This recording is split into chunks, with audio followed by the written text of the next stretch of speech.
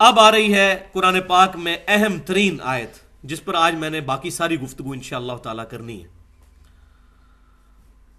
کہ اصل جرم جو ہے یہود و نصارہ کا وہ کیا تھا، اور اللہ کے نزدیک سب سے سینسٹیو ایشو کیا ہے۔ ان اللہ لا یغفر ان یشرک بہ، بے شک اللہ تعالیٰ اس گناہ کو تو ہرگز معاف نہیں کرے گا کہ اس کے ساتھ شرک کیا جائے،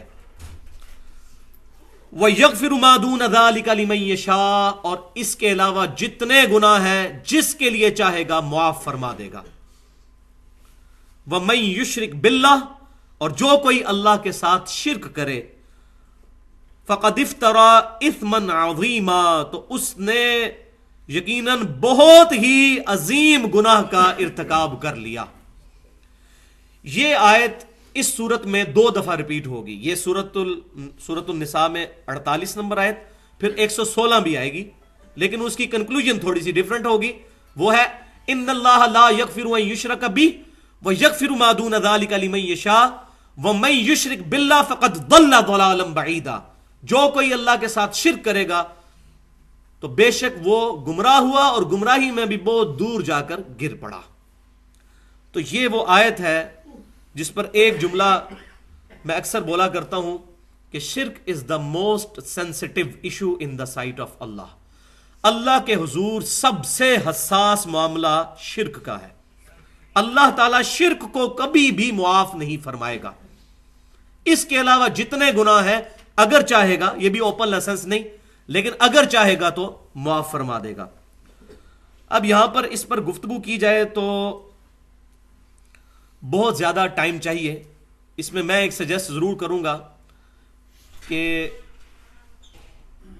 ڈاکٹر اسرار احمد صاحب نے کئی دفعہ اس ٹاپک کے اوپر لیکچرز دیے ہیں، شرک اور اقسام شرک، اور ان کا سب سے آخری لیکچر جو ہوا تھا 2004 کے اندر انڈیا میں انہوں نے دیا تھا، جو پیس ٹی وی پہ بھی چلتا رہتا ہے، 3 گھنٹے کا۔ تو قطع نظر کہ ڈاکٹر اسرار صاحب سے کیا غلطیاں ہوئیں، ظاہر ہے کہ ان کے لیے پروفیسی کا عقیدہ تو ہم رکھتے نہیں ہیں، ہر انسان سے کسی نہ کسی معاملے میں غلطی ہو سکتی ہے، اللہ تعالیٰ ان کی غلطیاں معاف فرمائے۔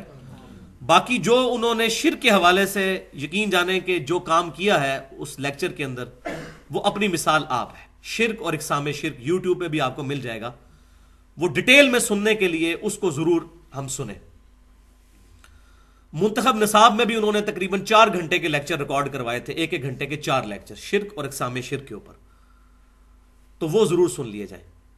اچھی بات کسی کی بھی ہو وہ لے لینی چاہیے، بلکہ ہمیں تو یہ درس دیا گیا، صحیح بخاری کتاب الوکالہ چیپٹر میں انٹرنیشنل نمبرنگ کے مطابق 2311 نمبر حدیث ہے کہ آیت الکرسی کا وظیفہ شیطان نے دیا تھا، اور آپ صلی اللہ علیہ وسلم نے اس کو انڈورس کیا۔ سیدنا ابو ہریرہ رضی اللہ تعالیٰ عنہ سے فرمایا کہ ہے تو وہ جھوٹا تھا، لیکن اس نے بات سچی کی کہ جو شخص آیت الکرسی پڑھ کے رات کو سو جائے، صبح تک ایک فرشتہ اس کی حفاظت فرما کرتا ہے اللہ کی طرف سے، تو اللہ تعالیٰ اس پر ایک فرشتہ جو ہے وہ محافظ کے طور پر، نگہبان کے طور پر مسلط فرما دیتا ہے۔ تو یہاں پر میں انشاءاللہ تعالیٰ اس سے ریلیٹڈ کچھ چیزیں عرض کروں گا جو اہم ترین ہے، اور باقی ہماری ویب سائٹ کے اوپر بھی یہ ریسرچ پیپر ایکسکلوسیولی میں سمجھتا ہوں اس ٹاپک پہ امپورٹنٹ ترین ریسرچ پیپر ہے، دعا صرف اللہ ہی سے، 8 صفحوں کا، 4 ورقوں پر اور 8 صفحوں پر۔ توحید کے اوپر اصل ایشو اس وقت کیا چل رہا ہے، وہ ساری کی ساری چیزیں ڈیٹیل کے ساتھ مخالفین کے دلائل رکھ کر سامنے پازیٹیو انداز میں ایڈریس کی گئی ہیں۔ یہ پمفلٹ اکیلے بیٹھ کے نہیں لکھا گیا، جال حق سامنے کھول کے مفتی احمد جہاں نعیمی صاحب کی، جنہوں نے یا علی مدد اور یا شیخ عبد القادر جیلانی مدد کے اوپر دلائل دیے، وہ سارے دلائل سامنے رکھ کر اس کو لکھا گیا ہے کہ کس جگہ سے انہوں نے غلطی کھائی، ان کی تمام چیزیں پوائنٹ آؤٹ کی گئی ہیں۔ دعا صرف اللہ ہی سے۔ تو ہماری جو ویب سائٹ ہے ahlsunnatpak.com، یہ پاک فرقوں سے بھی پاک اور پاک فار پاکستان بھی، ahlsunnatpak.com میں شروع میں ہی جو لیفٹ پر آئیکن ہے ریسرچ پیپرز اور بکس والا، اس کے اندر یہ ہم نے الحمدللہ اپلوڈ بھی کر دیا ہوا ہے، دعا صرف اللہ ہی سے۔ تو اگر اس پر ایڈریس کیا جائے تو کم از کم 2 گھنٹے چاہیے، لیکن میں اس میں سے کچھ اہم چیزیں آپ کے سامنے آج پیش کرنا ضروری سمجھتا ہوں تاکہ ہمیں ایشو جو ہے وہ سمجھ آ جائے۔ تو جہاں تک شرک کی سینسٹیوٹی کا تعلق ہے، اس کے حساس ہونے کا تعلق ہے، تو اس پر تو بہت دیر بولا جا سکتا ہے، لیکن میں ایک دو آیات اور دو احادیث پیش کروں گا۔ ایک تو آیت ہم سن چکے، ایک اور آیت سورۃ الزمر کی آیت نمبر 65 ہے۔ بسم اللہ الرحمن الرحیم، وَلَقَدْ أُوحِيَ إِلَيْكَ وَإِلَى الَّذِينَ مِنْ قَبْلِكَ لَئِنْ أَشْرَكْتَ لَيَحْبَطَنَّ عَمَلُكَ وَلَتَكُونَنَّ مِنَ الْخَاسِرِينَ، اور بے شک اے محبوب صلی اللہ علیہ وسلم، ہم نے آپ کی طرف بھی اور آپ سے پہلے جتنے بھی انبیاء گزرے ان کی طرف ایک وحی کی تھی کہ اگر تم نے شرک کیا تو تمہارے سارے اعمال برباد کر دیے جائیں گے اور تم خسارہ پانے والوں میں ہو جاؤ گے۔ یعنی ان نبیوں کے ذریعے امتوں تک یہ پیغام پہنچایا گیا کہ جس نے بھی شرک کیا اس کے تمام اعمال اکارت کر دیے جائیں گے اور وہ نقصان پا جانے والوں میں سے ہو جائے گا۔ سورۃ المائدہ کی آیت نمبر 72 ہے، جو عیسیٰ بن مریم علیہ السلام کا خطبہ اللہ تعالیٰ نے نقل کیا ہے۔ اس کا کنکلوڈنگ جملہ ہے، انہ من یشرک باللہ فقد حرم اللہ علیہ الجنہ ومأواہ النار وما للظالمین من انصار، بے شک جو کوئی اللہ کے ساتھ شرک کرے گا تو اللہ تعالیٰ نے ایسے شخص پر جنت حرام کر دی ہے، اس کا ٹھکانہ آگ ہے اور وہاں اس کا کوئی مددگار نہیں ہوگا۔ حتیٰ کہ صحیح بخاری اور مسلم کی متفق علیہ حدیث ہے، امام کائنات سید الاولین والآخرین شفیع المذنبین رحمت للعالمین سیدنا و مولانا امام اعظم محمد رسول اللہ صلی اللہ علیہ وآلہ وسلم کا ارشاد ہے کہ اللہ تعالیٰ نے ہر نبی کو ایک مقبول دعا دی، ہر نبی نے اپنی دعا اسی دنیا میں کر لی، اور میں نے اپنی دعا اپنی امت کے لیے چھپا کر رکھی ہے۔ اپنی اس دعا کے ذریعے قیامت والے دن میں اپنی امت کی شفاعت کروں گا، اور میری شفاعت سے ہر شخص کو فائدہ پہنچے گا سوائے اس شخص کے جس نے اللہ کے ساتھ کسی قسم کا شرک کیا ہو۔ شرک is the most sensitive issue in the sight of اللہ۔ اور پھر صحیح مسلم کے اندر حدیث موجود ہے، کتاب الدعوات کے اندر، یہ بہت زبردست حدیث ہے، بڑی رکت انگیز حدیث ہے، سیدنا ابو ذر غفاری رضی اللہ تعالیٰ عنہ سے، جامع ترمذی میں بھی موجود ہے کتاب الدعوات میں، کہ اللہ تعالیٰ فرماتا ہے کہ اے میرے بندے، اگر تو زمین و آسمان گناہوں کے بھر کے آ جائے قیامت والے دن میری بارگاہ میں، اور تیرے نامہ اعمال میں اگر شرک کا گناہ نہ ہوا تو میں اس قدر مغفرت کے ساتھ تجھ سے ملاقات کروں گا۔ یہ اتنی بڑی بشارت ہے شرک سے بچنے۔ اب یہ نہ سمجھیے کہ شرک سے بچنا صرف یہی ہے کہ اللہ کے علاوہ کسی کے آگے ماتھا نہ ٹیکا جائے۔ شرک کی پھر آگے باریکیوں میں جائیں تو بہت زیادہ چیزیں ہیں، لیکن وہ شرک جلی جو کبھی معاف نہیں ہونا، وہ دو ہی چیزیں ہیں، ایاک نعبد و ایاک نستعین۔ باقی باریکی چیزیں جو آتی ہیں جو شرک خفی میں ہیں وہ قابل معافی ہیں، لیکن انبیاء کرام ان سے بھی پاک ہوتے ہیں۔ اسی لیے ابراہیم علیہ السلام کا جب بھی ذکر کیا گیا، ان کو جتنی بھی ڈگریاں دی گئی اینڈ پہ کیا فرمایا گیا؟ ما کان ابراہیم یہودی ولا نصرانی، ما کان ابراہیم یہودی ولا نصرانی، ابراہیم علیہ السلام نہ تو یہودی تھے اور نہ عیسائی تھے، ولکن کان حنیفا مسلما وما کان من المشرکین، بلکہ وہ سب سے ٹوٹ کر ایک اللہ کے ہو گئے تھے، اور سب سے بڑی خوبی ان کی کیا تھی؟ وما کان من المشرکین، وہ مشرکین میں سے نہیں تھے۔ قیامت والے دن سب سے بڑی ڈگری کسی شخص کے لیے ہے کہ اللہ تعالیٰ فرما دے کہ تو نے کسی قسم کا شرک نہیں کیا۔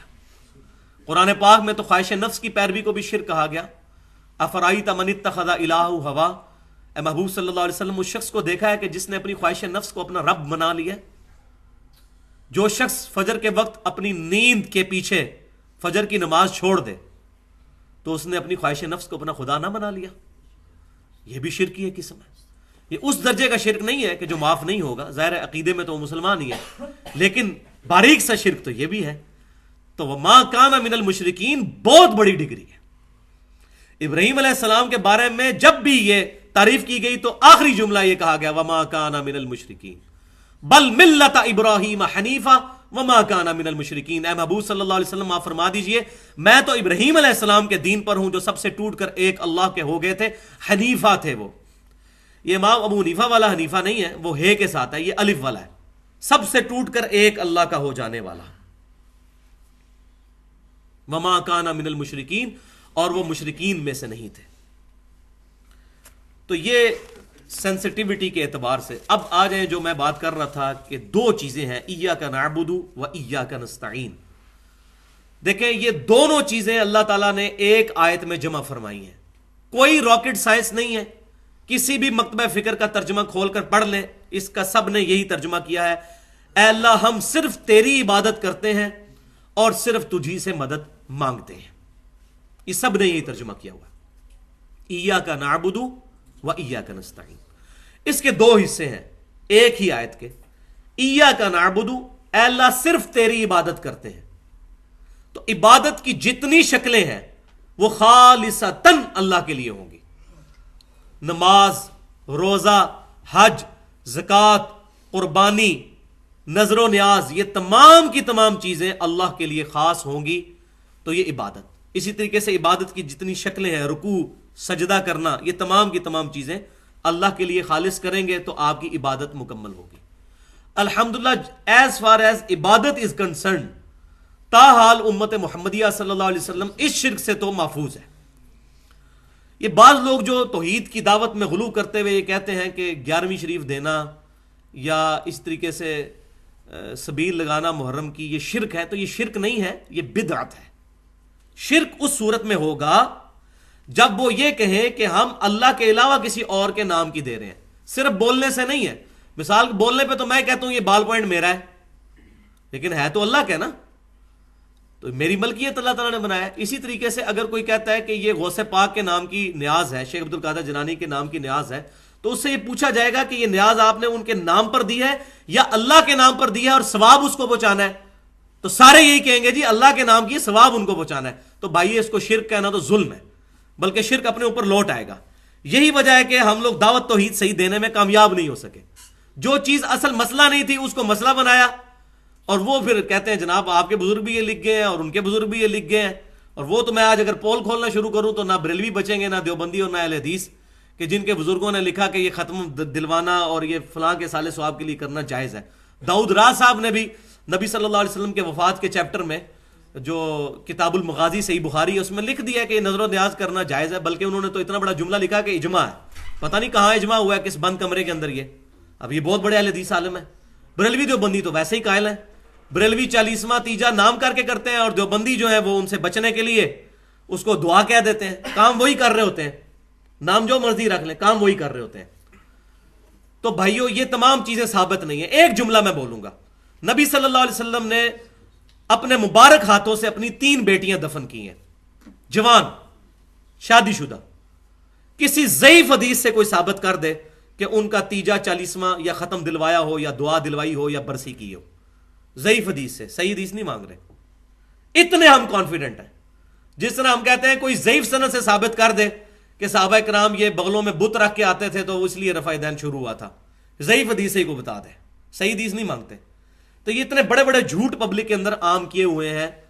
اور اس میں پھر میں قصوروار ان مولویوں کو ٹھہراؤں گا کہ جن کی پیٹ اور روزی جو ہے وہ دین کے ساتھ لگی ہوئی ہے، وہ امت کو الجھا کے رکھنا چاہتے ہیں ان چیزوں کے اندر. تو ایاک نعبد تو کلیئر ہو گیا، اس کو تو ایڈریس کرنے کی ایز سچ اتنی ضرورت نہیں ہے. اصل مسئلہ ہے وہ ایاک نستعین، اور صرف تجھی سے مدد مانگتے ہیں. یہ بھی عبادت ہے. عبادت کی اعلیٰ ترین شکل ہے وہ ایاک نستعین، غائب میں مدد تجھ سے مانگتے ہیں، ظاہری اسباب میں نہیں. وہ قرآن پاک کی آیات آگے چل کر آ جائیں گی. یہ بات سمجھ لیں، قرآن پاک کی ساری آیات کو اکٹھا کر کے جو رزلٹ نکلتا ہے وہ آپٹیمل سولوشن. قرآن پاک میں 3 جگہ آیا کہ کوئی شفاعت نہیں ہے. پھر آیت الکرسی میں آ گیا من ذا الذی یشفع عندہ الا باذنہ، مگر اللہ کے اذن سے شفاعت ہو سکتی ہے. تو اب ساری آیتوں کو جوڑیں گے ہم تو پتہ چلے گا کہ خود کوئی شفاعت نہیں کر سکتا جس کو اللہ اذن دے. لیکن ایاک نستعین میں غائب میں مدد کے لیے پکارنا، اس کے تو اذن کے اوپر آیت کوئی بھی پورے قرآن کے اندر موجود نہیں ہے. اس سے ملتی جلتی بھی کوئی آیت موجود نہیں. یہاں کیٹاگوریکل ڈینائی ہے وہ ایاک نستعین، صرف تیری مدد مانگتے ہیں. اور مدد کون سی؟ غائب میں مدد. اپروپریٹ ٹرانسلیشن بنے گی دعا صرف اللہ سے کرتے ہیں، غائب میں مدد کے لیے تجھے پکارتے ہیں. اس کو مثال سے سمجھیں. میرے سامنے بھائی بیٹھے ہیں، میں ان کو کہتا ہوں مجھے پانی پلا دیں، تو یہ اسباب ہیں. قرآن پاک میں ہے وَتَعَاوَنُوا عَلَى الْبِرِّ وَالتَّقْوَى، نیکی اور پرہیزگاری کے کاموں میں ایک دوسرے کی مدد کرو. ظاہری اسباب نبی صلی اللہ علیہ وسلم نے بھی صحابہ کرام کو اختیار کیا. عیسیٰ علیہ السلام نے بھی آواز لگائی من انصاری اللہ, کون ہے جو اللہ کے لیے میری مدد کرے. تو یہ ظاہری اسباب کے طور پر حواریوں نے کہا نحن انصار اللہ, ہم ہیں اللہ تعالیٰ کے دین کے مددگار. تو یہ ظاہری اسباب کے طور پر. لیکن جس بھائی سے یہاں بیٹھے میں پانی مانگ رہا ہوں, یہ بھائی بغداد شریف میں ہو اور وہاں بھی قبر شریف کے اندر دفن ہو, اور میں یہ کہوں کہ بھائی مجھے پانی پلا دیں, وہی بات, وہی جملہ, وہی بندہ شرک ہو جائے گا, کیونکہ غائب میں پکار رہے ہیں. تو اپروپریٹ ٹرانسلیشن ایاک نستعین کی کیا بنی؟ دعا صرف اللہ ہی سے, غائب میں مدد کے لیے صرف تجھی کو پکارتے ہیں. لہذا اس مسئلے میں یہ بات یاد رکھیں کہ خصوصاً ہمارے بریلوی مکتبہ فکر کے جو بھائی ہیں, میں بھی خود 31 سال تک بریلوی رہا, اب میری 34 سال عمر ہے, ان کو یہ بتایا جاتا ہے کہ جو شخص سیدنا علی رضی اللہ تعالیٰ عنہ سے دعا نہیں مانگے گا, یہی بات شیعہ کو بھی بتائی جاتی ہے کہ جو حضرت علی سے دعا نہیں مانگے گا تو اس کو یہ کنسپٹ دیا جاتا ہے شاید وہ سیدنا علی کا گستاخ ہو جائے گا پھر, یا جو شیخ عبد القادر جیلانی رحمۃ اللہ علیہ سے مدد نہیں مانگے گا یا غوث اعظم دستگیر, تو شاید بزرگوں کا گستاخ ہو جائے گا. تو یہ اصل میں بیماری ہے جو ان کو بتائی جاتی ہے. اس کو کوئی نہیں ایڈریس کرتا کہ وہ بےچارے کیوں مدد کے لیے پکار رہے ہیں. ان کو بتایا یہ گیا ہے کہ اگر مدد کے لیے نہیں پکارو گے تو ان ہستیوں کے گستاخ بن جاؤ گے. واللہ چھوٹی سی بات اگر ان سے کر دیں تو ان کو یہ بات سمجھ آ جائے گی, کوئی مشکل کام نہیں ہے. لیکن اس کے لیے پھر فرقوں سے نکلنا پڑے گا. فرقوں میں آئیں گے پھر تو آپ مسلک بچائیں گے, دین نہیں بچے گا. سیدھی سی بات ہے. وہ کیا ہے, ان کو صرف یہ بات پوچھ لیں ساروں سے, جو لوگ بھی اس قسم کے کام کر رہے ہیں, بریلوی ہوں, دیوبندی ہوں, اہل حدیث ہوں, شیعہ ہوں, کوئی بھی ہو, اس سے صرف یہ بات پوچھئے کیا اللہ کے علاوہ کسی کی عبادت ہو سکتی ہے؟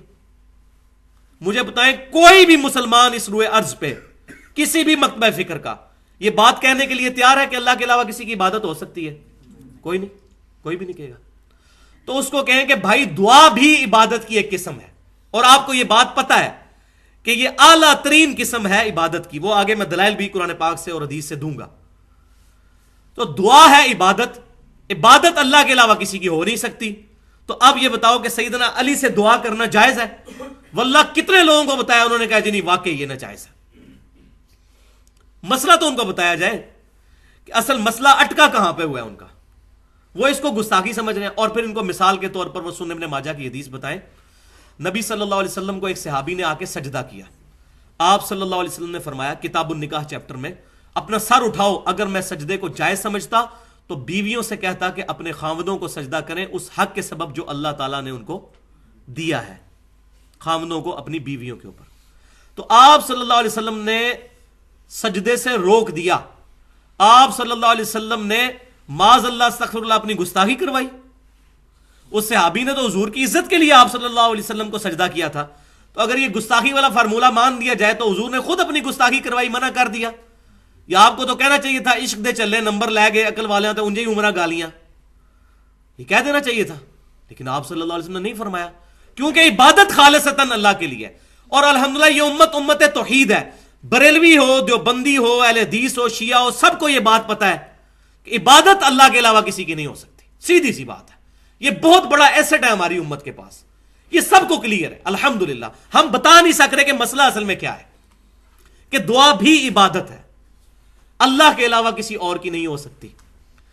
تو اس طریقے سے بات سمجھائی جائے تو بات سمجھ آ جائے گی. اب 3 پوائنٹ اس میں سمجھ لیں جس کے اوپر ساری کی ساری گمراہی کھڑی ہے. پہلی بات یہ کہ وہ یہ پوچھتے ہیں, جو لوگ غیر اللہ کو مدد کے لیے پکارتے ہیں, تو وہ یہ کہتے ہیں کہ کیا آپ اس لیے غیر اللہ کو پکارنے کو منع کرتے ہیں مدد کے لیے کہ غیر اللہ کو پکارنا شرک ہے غائب میں؟ تو اس کا جواب ہے نہیں, غیر اللہ کو غائب میں پکارنا شرک نہیں ہے. یہ جھگڑا ہی نہیں ہے, ہم پکارتے ہیں. صحیح بخاری اور مسلم کی متفقن علیہ حدیث ہے, آپ صلی اللہ علیہ وسلم نے تشہد اس طرح تعلیم فرمایا صحابہ کرام کو جس طرح قرآن. یہ جو مشہور ہے یہ شب معراج کی اللہ اور رسول کی گفتگو ہے, یہ جھوٹ ہے. یہ جلال الدین سیوطی صاحب نے پتہ نہیں کہیں سے نقل کیا ہے, دنیا کی کسی حدیث کی کتاب میں یہ نہیں ہے. یہ دعا آپ صلی اللہ علیہ وسلم نے خود سکھائی ہے, التحیات للہ والصلوات والطیبات. اس میں کیا آتا ہے, السلام علیکہ ایھا النبی, اے نبی صلی اللہ علیہ وسلم آپ پر سلام ہو. آپ کو غائب میں پکارا جا رہا ہے. مدد کے لیے نہیں، صرف پکارا جا رہا ہے، یہ شرک نہیں ہے۔ اور اس حدیث میں آگے ہی موجود ہے کہ جب تم یہ سلام پڑھو گے اللہ تعالیٰ تمہارا سلام پہنچا دے گا۔ غائب میں پکارنا جھگڑا نہیں ہے۔ اچھا جی، پھر دوسری بات وہ کہتے ہیں کہ جی کیا آپ اس لیے غیر اللہ کو پکارنے کو شرک کہتے ہیں کہ دور سے سن نہیں سکتا اللہ کے علاوہ کوئی اور؟ جس کو نیند آ رہی ہے نا کھڑا ہو جائے، اس سے پہلے کہ میں درس بند کر دوں۔ اتنا بڑا ایشو میں ایڈریس کر رہا ہوں، اور یہ میں بہت بڑا جملہ بولنے لگوں، اس کو کسی نے بھی اس طریقے سے ایڈریس نہیں کیا۔ اٹھا کے دیکھ لیں سارے توحید والوں کے لیکچر، ان کو مسئلہ ہی نہیں پتا کہ اس وقت کیا ہے۔ یہ مسئلہ وہ بتائے گا جو اس گمراہی سے نکل کر آئے۔ تو وہ یہ پوچھیں گے کیا آپ اس لیے اس کو شرک کہتے ہیں کہ دور سے کوئی سن نہیں سکتا؟ نہیں، یہ وجہ بھی نہیں ہے۔ قرآن پاک میں موجود ہے سیدنا سلیمان علیہ السلام نے بہت دور سے چیونٹیوں کے آپس میں گفتگو کی آواز سن لی تھی، اللہ تعالیٰ چاہے تو سنا سکتا ہے، یہ مسئلہ ہی نہیں ہے۔ پھر تیسری بات وہ کریں گے کہ کیا آپ اس لیے اس کو شرک کہہ رہے ہیں کہ اللہ تعالیٰ کسی کو اذن نہیں دے سکتا مدد کا؟ تو اس کا بھی جواب ہے نہیں، یہ بھی وجہ نہیں ہے۔ اب آپ پریشان ہوں گے پھر وجہ کیا ہے؟ یہ بھی وجہ نہیں ہے۔ اللہ تعالیٰ چاہے تو اذن دے سکتا ہے۔ سیدنا میکائیل علیہ السلام کی ڈیوٹی نہیں ہے بارش برسانے کی، جبرائیل علیہ السلام کی ڈیوٹی نہیں تھی وہی لانے کی، فرشتوں کی ڈیوٹیاں نہیں لگی ہوئی ہیں؟ صحیح بخاری میں حدیث نہیں کہ جو آیت الکرسی پڑھتا ہے اللہ تعالیٰ ایک فرشتہ اس کے اوپر محافظ کے طور پر مقرر فرما دیتا ہے؟ تو اذن دیا ہوا نا حفاظت کرنے کا، تبھی حفاظت کرتا ہے نا۔ اور نکھٹو سا فرشتہ تو نہیں کوئی ہوتا، اس کے پاس اختیار بھی تو ہوتا ہے نا اللہ کے اذن سے۔ یہ بھی جھگڑا نہیں ہے۔ تو جھگڑا کیا ہے؟ صرف ایک، غائب میں مدد کے لیے پکارنا۔ غائب میں پکارنا شرک نہیں ہے، بلکہ قرآن و حدیث سے ثابت ہے۔ جہاں جہاں ثابت ہے وہاں تو سنت ہوگی، جہاں ثابت نہیں بدعت کہیں گے، شرک نہیں ہوگا۔ دور سے سننے والا بھی ایشو نہیں ہے، اللہ تعالیٰ چاہے تو سنا سکتا ہے۔ اسی طریقے سے وہ بھی جہاں جہاں ثابت ہے، جیسے بخاری و مسلم کی متفق علیہ حدیث ہے، جب مردے کو دفنا کے جاتے ہیں تو وہ جانے والوں کے قدموں کی آواز بھی سنتا ہے، اللہ مردے کو بھی سنا سکتا ہے۔ تیسرا، اذن والا چکر بھی نہیں، فرشتوں کی اللہ تعالیٰ نے ڈیوٹیاں لگائی ہوئی ہیں۔ مسئلہ یہ ہے کہ فرشتوں کو پکار نہیں سکتے، فرشتوں کو پکاریں گے تو خالصتاً شرک ہو جائے گا۔ یہ جھگڑا ہے ہی نہیں کہ اختیار ہے یا نہیں ہے۔ سیدنا علی کو اختیار ہو یا نہ ہو، شیخ عبد القادر جیلانی رحمۃ اللہ علیہ کو اختیار ہو یا نہ ہو، یا کسی بھی نبی کو یا جن کو فرشتے کو اختیار ہو یا نہ ہو، اس سے فرق ہی نہیں پڑتا۔ اصل مسئلہ یہ ہے کہ غائب میں مدد کے لیے پکارنا شرک ہے۔ سب سے بڑا مشکل کشا اس وقت سورج ہے۔ سائنٹیفک فیلڈ کے لوگ سمجھتے ہیں پوری دنیا کا نظام سورج کی وجہ سے چل رہا ہے۔ سورج کی وجہ سے زمین پہ موسم تبدیل ہوتے ہیں، سمندروں کا پانی ویپریٹ ہو کر گلیشیئرز کی شکل میں پانی جمع ہوتا ہے پہاڑوں پر، وہاں سے وہ چلنا شروع ہوتا ہے۔ پوری دنیا کا نظام، پودے اپنی خوراک سورج کی روشنی سے بناتے ہیں فوٹو سنتھسس کے ذریعے، پودوں کو جانور کھاتے ہیں، ہم جانوروں کو کھاتے ہیں، پورا سسٹم سورج کی وجہ سے چل رہا ہے۔ تو ہم کیا کہیں گے؟ المدد یا سورج؟ سورج کو پکارنا شرک ہے۔ سورج نہیں نکلے گا اللہ کو پکاریں گے، سورج نکلے گا اور بارشیں نہیں ہوں گی اللہ کو پکاریں گے۔ یہ مسئلہ یہ ہے، اس کو سمجھ لیں، غائب میں مدد کے لیے پکارنا شرک ہے۔ وَإِيَّاكَ نَسْتَعِينُ۔ لہٰذا یہ جو جنید جمشید صاحب نے ایک دیوبند کے مفتی کی جو نعت پڑھی، فرشتوں یہ پیغام دے دو کہ خادم تمہارا سعید آ رہا ہے، یہ شرکیہ جملہ ہے۔ فرشتے کو پکارنا بھی غائب میں شرک ہے۔ فرشتوں بے شک اللہ تعالیٰ نے ان کو ڈیوٹی پہ مامور کیا ہے، سنن نسائی میں صحیح حدیث ہے کہ زمین پہ کچھ فرشتے سیاحت کرتے ہیں اور میرے امتیوں کا سلام میرے تک پہنچاتے ہیں، لیکن فرشتوں کو پکار نہیں سکتے۔ ہم کیا کہتے ہیں؟ اللہم صلی علی محمد، اے اللہ آپ محمد صلی اللہ علیہ وسلم پر دروشی بھیجیں۔ فرشتوں کو پکارنا شرک ہو جائے گا۔ تو یہ بات سمجھ لیں، فرشتوں کو یہ نہیں کہہ سکتے فرشتوں بارش برسا دو کہ گرمی کا موسم قریب آ رہا ہے، یہ شرک ہو جائے گا۔ اس مسئلے میں بہت احتیاط کی ضرورت ہے۔ تو یہ اصل مسئلہ ہے جو میں نے آپ کو بتایا، جو اصل پرابلم ہے۔ اب اس میں دو مثالیں صحیح بخاری اور صحیح مسلم سے پیش کر دیتا ہوں، دونوں کو بلکہ یکجا کر کے بیان کر دیتا ہوں۔ بخاری و مسلم میں، صحیح بخاری کتاب المغازی چیپٹر میں اور صحیح مسلم میں کتاب الامارہ چیپٹر میں، کہ 70 صحابہ کو دھوکے سے شہید کیا گیا۔ تو وہ جب صحابہ شہید ہونے لگے تو انہوں نے کہا، اے اللہ ہمارے نبی کو ہمارے حال کی خبر کر دے کہ ہم تجھ سے مل چکے اس حال میں کہ تو ہم سے راضی، ہم تجھ سے راضی۔ نبی صلی اللہ علیہ وسلم مدینہ شریف میں بیٹھے ہوئے، اللہ تعالیٰ نے جبرائیل علیہ السلام کو بھیجا اور پھر آپ صلی اللہ علیہ وسلم نے فرمایا کہ میرے پاس ابھی وحی آئی ہے اور مجھے بتایا گیا کہ تمہارے ساتھیوں کو دھوکے سے شہید کر دیا گیا، اور انہوں نے شہید ہوتے وقت یہ دعا کی۔ نبی صلی اللہ علیہ وسلم دنیا میں موجود ہیں، کسی صحابی نے نہیں کہا یا رسول اللہ انظر حالنا یا حبیب اللہ اسمع قالنا، ان کو پتا تھا یہ شرک ہے۔ آپ صلی اللہ علیہ وسلم دنیا میں موجود ہے، صحابہ نے آپ صلی اللہ علیہ وسلم کو نہیں پکارا، بلکہ کہا اے اللہ ہمارے نبی کو ہمارے حال کی خبر کر دے۔ کیوں نہیں پکارا؟ ان کی تربیت ہی یہ نہیں ہوئی تھی۔ تو آج بھی یہ بات نہیں کہی جائے گی، اس وقت نہیں کہی جب نبی صلی اللہ علیہ وسلم دنیا میں موجود تھے۔ ابھی تو عالم برزخ میں زندہ ہے، دنیا سے چلے گئے ہیں، ہماری کوئی کمیونیکیشن ڈائریکٹ ان کے ساتھ نہیں، اللہ تعالیٰ ہمارا درود و سلام ان تک پہنچاتا ہے۔ اس وقت صحابہ کرام نے نہیں پکارا۔ میں سمجھتا ہوں یہ ایک مثال کافی ہے اس کو بات کو سمجھنے کے لیے۔ تو دعا عبادت ہے، اس پر کچھ آیات جو ہیں وہ میں اس میں بیان کرنا ضروری سمجھتا ہوں تاکہ یہ بات سمجھ آ جائے۔ تو اس سے پہلے یہ بات سمجھ لیں کہ اگر قرآن کی یہ شروع میں آیت آ گئی نا ایاک نعبد و ایاک نستعین، تو سورۃ النساء کی آیت نمبر 82 ہے کہ قرآن اگر اللہ کے علاوہ کسی اور کی طرف سے نازل ہوا ہوتا تو تم اس میں بہت زیادہ کنٹراڈکشن، اختلاف پاتے۔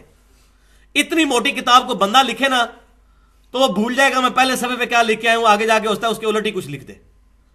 تو اللہ تعالیٰ نے فرمایا کہ یہ اس کا غلطیوں سے پاک ہونا اس چیز کی نشانی ہے کہ یہ اللہ کا کلام ہے۔ بھائیو اگر قرآن کے شروع میں آیا نا ایاک نعبد و ایاک نستعین، پورے قرآن میں کوئی آیت نہیں پھر آپ کو ملے گی جس سے یا علی مدد یا شیخ عبد القادر جیلانی مدد ثابت ہو جائے، کیونکہ قرآن میں اختلاف نہیں ہوگا۔ اور حدیثیں اگر ملے تو ویسے ہی قرآن پہ پیش کی جائیں گی، سیدھی سی بات ہے۔ کوئی صحیح حدیث قرآن کے خلاف نہیں ہو سکتی۔ یہ ہمارا ٹچ سٹون ہے، کسوٹی ہے جو سنیاروں نے رکھی ہوتی ہے نا، ٹچ سٹون اس کو کہتے ہیں۔ اس پر پرکھا جائے گا تمام چیزوں کو۔ یہ اللہ کی کتاب، انا نحن نزلنا الذکر وانا لہ لحافظون۔ تو دعا عبادت ہے، اس کے لیے یہ ایک آیت بہت زبردست، سورۃ البقرہ آیت نمبر 186، بسم اللہ الرحمن الرحیم، وَإِذَا سَأَلَكَ عِبَادِي عَنِّي فَإِنِّي قَرِيبٌ۔ اے محبوب صلی اللہ علیہ وسلم، میرے بندے آپ سے پوچھتے ہیں میرے بارے میں تو ان سے فرمائیے میں تمہارے بالکل قریب ہوں۔ اجیب الدعوۃ الداع اذا دعان، پکارنے والے کی پکار کو سنتا ہوں جب وہ مجھے پکارے۔ فَلْيَسْتَجِيبُوا لِي، تو ان کو بھی چاہیے کہ وہ میرا حکم مانے، وَلْيُؤْمِنُوا بِي لَعَلَّهُمْ يَرْشُدُونَ، اور مجھ پر ایمان لائیں تاکہ یہ فلاح پا جائیں، رشد و ہدایت پا جائیں۔ تو اس آیت کے اندر بالکل کلیئر کٹ اللہ تعالیٰ نے ارشاد فرمایا کہ جب میرے بندے آپ سے میرے بارے میں پوچھتے ہیں تو فرمائیے میں تمہارے بالکل قریب ہوں، دعا کرنے والے کی دعا قبول کرتا ہوں۔ تو ان کو چاہیے کہ میرا حکم مانے، مجھ پر ایمان لانے کا حق ہی یہی ہے تاکہ یہ کامیاب ہو سکیں۔ تو اس میں بھی دعا کی طرف ترغیب دلائی گئی کہ اللہ سے صرف مانگنی ہے۔ دوسری آیت یہ بہت سخت ترین آیت ہے، سورۃ النمل کی آیت نمبر 63، بسم اللہ الرحمن الرحیم، امن یجیب المضطر اذا دعاہ، بھلا کون ہے وہ جو مصیبت میں گھرے ہوئے شخص کی فریاد کو سن لیتا ہے، وہ یکشف السوء، اور اس سے برائی کو دور کر دیتا ہے، اس کی تکلیف دور کر دیتا ہے، وَيَجْعَلُكُمُ الْخُلَفَاءَ وَيَجْعَلُكُمْ خُلَفَاءَ الْأَرْضِ، اور زمین میں تمہیں اگلوں کا خلیفہ بناتا ہے۔ اِلَٰهٌ مَّعَ اللَّهِ، کیا اللہ کے ساتھ کوئی اور الہ بھی ہے جو تمہاری دعائیں قبول کر دے؟ قَلِيلًا مَّا تَذَكَّرُونَ، مگر بہت کم لوگ ہی نصیحت حاصل کرتے ہیں۔ اندازہ کریں یہاں اللہ تعالیٰ نے یہ جملہ بول دیا نا اِلَٰهٌ مَّعَ اللَّهِ، کیا اللہ کے ساتھ کوئی اور الہ ہے؟ یہ آیت واضح ثبوت ہے کہ اللہ کے علاوہ جس کو بھی دعا کے لیے پکارا جائے گا اس کا مطلب ہے آپ نے اس کو اپنا الہ مان لیا۔ سیدھی سی بات ہے، یہ میں نے اپنی طرف سے بات نہیں کی، یہ آیت ہے واضح طور پر۔ اور پھر نبی صلی اللہ علیہ وسلم کی جامعہ ترمذی سنن نبی داؤد کے اندر حدیث صحیح سند کے ساتھ موجود ہے، آپ صلی اللہ علیہ وسلم نے فرمایا الدعاء هو العبادہ، دعا ہی عبادت ہے۔ پھر آپ صلی اللہ علیہ وسلم نے سورۃ المؤمن کی آیت نمبر 60 تلاوت فرمائی، وقال ربکم ادعونی استجب لکم، اور تمہارے رب نے یہ فرمایا ہے کہ مجھ سے دعا کرو میں تمہاری دعا کو قبول کروں گا۔ دعا ہی عبادت ہے. اس کی دلیل پر آپ صلی اللہ علیہ وسلم یہ آیت پڑھ رہے ہیں. ان الذین یستکبرون عن عبادتی، بے شک جو لوگ میری عبادت سے تکبر کرتے ہیں. عبادت کیا؟ دعا. ایک ہی آیت میں ذکر ہو رہا ہے. عبادت سے تکبر کرتے ہیں، مجھ سے دعا نہیں کرتے. سیدخلون جہنم داخرین، ان قریب میں ان کو ذلیل و خوار کر کے دوزخ میں داخل کروں گا. والعیاذ باللہ تعالی. کیا ہستی ہے. دنیا میں کوئی فقیر کسی امیر کے پاس جائے تو وہ ناراض ہوتا ہے، اور اللہ تعالیٰ کہہ رہا ہے جو مجھ سے نہیں مانگتا میں اس سے ناراض ہوتا ہوں، مانگنے والے سے تو خوش ہوتا ہوں. سبحان اللہ وبحمدہ سبحان اللہ العظیم. تو یہ آیات اور یہ حدیث اس چیز پر واضح ثبوت ہے کہ دعا صرف اللہ ہی سے، اللہ کے علاوہ کسی اور ہستی سے دعا کرنا گویا اس کو الہ بنا لینے کے مترادف ہے. پھر یہ بات ہوتی ہے کہ جی اللہ کے علاوہ ہستیاں جو کہی جا رہی ہیں اس سے مراد بت ہے.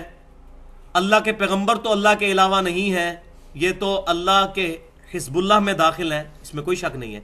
لیکن توحید کے معاملے میں من دون اللہ میں انبیاء بھی شامل ہیں، فرشتے بھی شامل ہیں، اور جن بھی شامل ہیں. ہر وہ ہستی جس کو اللہ کے مقابلے پر الہ بنا لیا جائے. تو اس پہ میں بڑی ڈیٹیل سے گفتگو کر سکتا ہوں، لیکن یہ ایک آیت میں ضروری سمجھتا ہوں. سورۃ المائدہ کی آیت نمبر 75 اور 76. مل مسیح ابن مریم الا رسول، عیسیٰ بن مریم تو نہیں تھے مگر ایک رسول ہی. عیسیٰ بن مریم کا ذکر ہو رہا ہے، کسی بت کا نہیں. قد خلت من قبلہ الرسل، ان سے پہلے بھی کئی رسول ہو گزرے ہیں. وامہ صدیقہ، اور ان کی ماں سچی عورت تھی. کانا یاکلان الطعام، دونوں کھانا کھایا کرتے تھے، کھانے کے محتاج تھے. کتنی باریکی کے ساتھ، کتنی پیاری مثال سے، ایسی مثال جو پڑھے لکھے کو بھی سمجھ آئے، انٹلیکچوئل کو بھی اور ان پڑھ کو بھی سمجھ آ جائے. دونوں کھانا کھاتے تھے. جو روٹی کا محتاج ہے اب تم خود ہی سمجھ لو تمہارا مشکل کشا کیسے ہو سکتا ہے. کیف نبین لہم الآیات، دیکھو ہم کس طرح، انظر کیف نبین لہم الآیات، کس طرح اپنی آیات کو کھول کر ان کے لیے بیان کرتے ہیں. ثم انظر انا یؤفکون، پھر ان کو بھی دیکھو یہ کیسے الٹے پھرے جاتے ہیں. یہ مشرکین اس کے باوجود عیسیٰ بن مریم کو اپنا مشکل کشا حاجت روا سمجھتے ہیں، پرٹیکولر عیسائیوں کے بارے میں. قل اتعبدون من دون اللہ، اے محبوب صلی اللہ علیہ وسلم آپ فرما دیجئے کیا تم اللہ کے علاوہ ان کی عبادت کر رہے ہو. اب وہ بڑے خوش ہو جاتے ہیں جو لوگ شرک کرنے والے ہیں نا، وہ کہتے ہیں جی ہم تو حضرت عیسیٰ علیہ السلام کی عبادت نہیں کرتے، نہ شیخ عبدالقادر جیلانی کے کرتے ہیں. لیکن ان کو پتہ ہی نہیں ہے کہ عبادت سے مراد دعا ہے. ساتھ ہی آ گیا قل اتعبدون من دون اللہ، اللہ کو چھوڑ کر یہ من دون اللہ، عیسیٰ بن مریم اور ان کی والدہ. نبی بھی آ گیا، ولی بھی آ گیا، ان کی والدہ ولیہ. ما لا یملک لکم ضرا ولا نفعا، جو نہ تمہارے کسی نقصان کے مالک ہیں نہ نفع کے. عیسیٰ بن مریم ان کی والدہ کسی نفع نقصان کے مالک نہیں، ان کو پکار رہے ہو تم. واللہ هو السمیع العلیم، اور اللہ ہی ہے سننے والا اور جاننے والا. یعنی یہ دو کوالٹیز چاہیے کسی بھی شخص کے لیے، کسی بھی ہستی کے لیے، کہ وہ کسی کی مصیبت دور کر سکے. اور وہ کیا کوالٹیز ہے؟ کہ سننے والا ہر چیز کا، اور اس کا علم رکھنے والا ہر وقت. یہ صرف اللہ تعالیٰ کے ساتھ خاص ہے. تو اس کے اندر یہ بالکل کلیئر کٹ اللہ تبارک و تعالیٰ نے ارشاد فرما دیا. تو یہ میں اس گفتگو کو یہیں پر فی الحال چھوڑتا ہوں. انشاءاللہ اگلی دفعہ باقی پورشن اس کا ضرور ایڈریس کروں گا اسی آیت کے کانٹیکسٹ میں. ان اللہ لا یغفر ان یشرک بہ ویغفر ما دون ذلک لمن یشاء، بے شک اللہ تعالیٰ اس گناہ کو کبھی معاف نہیں کرے گا کہ اللہ کے ساتھ کسی قسم کا شرک کیا. اس کے علاوہ جتنے گناہ ہے معاف کر دے گا جس کے لیے چاہے گا. وَمَن يُشْرِكْ بِاللَّهِ فَقَدْ ضَلَّ ضَلَالًا بَعِيدًا، جو کوئی بھی اللہ کے ساتھ شرک کرے گا وہ گمراہ ہو گیا اور گمراہی میں بھی دور جا کر گر پڑا. تو اس میں ابھی کافی شبہات رہتے ہیں، وہ اگلی دفعہ انشاءاللہ تعالی میں ایڈریس کروں گا. ابھی پہلا پورشن اس کا مکمل ہوا ہے کہ دعا عبادت ہے. اگلا پورشن ہوگا 4 بڑے بڑے شبہات، اشکالات، جس کو بنیاد بنا کر لوگوں کو کہا جاتا ہے کہ غیر اللہ کو پکارنا دیکھو ان آیتوں سے ثابت ہوتا ہے. تو وہ انشاءاللہ میں ایڈریس کروں گا. اور اس کے بعد تیسرا اور آخری اس میں کنکلوڈنگ پورشن ہوگا، وہ ہے کہ کیا کلمہ گو مسلمان بھی شرک کر سکتا ہے؟ کیونکہ یہ بڑا راگ لاپا جاتا ہے کہ جو ایک دفعہ کلمہ پڑھ لے پھر وہ مشرک ہو ہی نہیں سکتا، جو مرضی کر لے. تو یہ بہت بڑا ظلم ہے. تو وہ ہم احادیث سے، قرآن پاک کی آیات سے بالکل واضح بتائیں گے کہ ہاں کلمہ گو بھی شرک کر سکتا ہے. باقیوں کو تو چھوڑ دیں. صحابہ اکرام علیہم رضوان میں سے کتنے لوگ تھے جن پر آج ہم صحابی کا لفظ نہیں بولتے، جو نبی صلی اللہ علیہ وسلم کی وفات کے بعد مرتد ہو گئے، کوئی منکرین زکات بن کر، کچھ مسلمہ کذاب کو نبی مان کر. تو ایسا بھی ہوا ہے. آپ صلی اللہ علیہ وسلم کی مبارک زندگی میں، بخاری مسلم کی حدیث ہے، متفق علیہ حدیث، آپ کا کاتب وحی تھا جو وحی آپ کے لیے لکھا کرتا تھا، وہ مرتد ہو گیا تھا، عیسائی ہو گیا تھا. جب مر گیا زمین میں دفناتے تھے، زمین اس کو قبول ہی نہیں کرتی تھی. اور بھائی نبی دنیا میں موجود ہے تو مشرک ہو رہے ہیں، تو یہ کون کہتا ہے کہ مشرک نہیں ہو سکتا کوئی؟ ہوئے. تو وہ انشاءاللہ میں ڈیٹیل سے اگلی دفعہ مزید، میرا خیال ہے آدھا گھنٹہ اس ٹاپک کے اوپر لگے گا. میں چاہ رہا ہوں یہ پرٹیکولر ہمارا تمام چیزیں ریکارڈنگ میں آ جائیں. سبحانک اللہم و بحمدک، اشہد ان لا الہ الا انت، استغفرک و اتوب الیک. جو حق بات میں نے کی ہمارے دلوں میں راسخ فرمائے، اگر کوئی غلط بات منہ سے نکلی تو ہمارے دلوں سے محو کر دے. وما علینا الا البلاغ المبین. تو آج حصہ نمبر 2 پر پہلے گفتگو کریں گے. جو میں نے بتایا تھا کہ 4 بڑے بڑے شبہات ہیں جس کی بنیاد پر وہ لوگ جو کہ اللہ کے علاوہ اور ہستیوں کو غائب میں مدد کے لیے پکارتے ہیں، وہ ان چیزوں کو سہارے کے طور پر استعمال کرتے ہیں. ان کو 4 بڑے اشکالات کہہ لیں، ایمبیگوٹیز کہہ لیں، یا شبہات کہہ دیں. بہرحال اللہ تبارک و تعالیٰ نے قرآن پاک کی تعلیمات اس قدر واضح کی ہیں کہ اس کتاب کے اندر نہ تو باطل آگے سے داخل ہو سکتا ہے، نہ پیچھے سے داخل ہو سکتا ہے، نہ دائیں سے نہ بائیں سے. جو کتنی مرضی کوشش کر لے بے ایمانی کرنے کی، لیکن اللہ تبارک و تعالیٰ نے اس کتاب کی حفاظت کا ذمہ اپنے اوپر لیا ہے. کمپیریٹیو سٹڈی بہت ضروری ہے. اگر ایک قادیانی پوری زندگی صرف قادیانیوں کی باتیں سنتا رہے گا، اس کو کبھی بھی ختم نبوت سمجھ نہیں آئے گی. اسی طریقے سے اگر کوئی شیعہ صرف اپنی بات سنتا رہے گا، اس کو کبھی بھی اہل سنت کا موقف سمجھ نہیں آئے گا. اور اسی طریقے سے اہل سنت صرف اپنے ہی علماء کی باتیں سنیں گے، ان کو کبھی بھی شیعہ کے سٹانس کے بارے میں سمجھ نہیں آئے گی.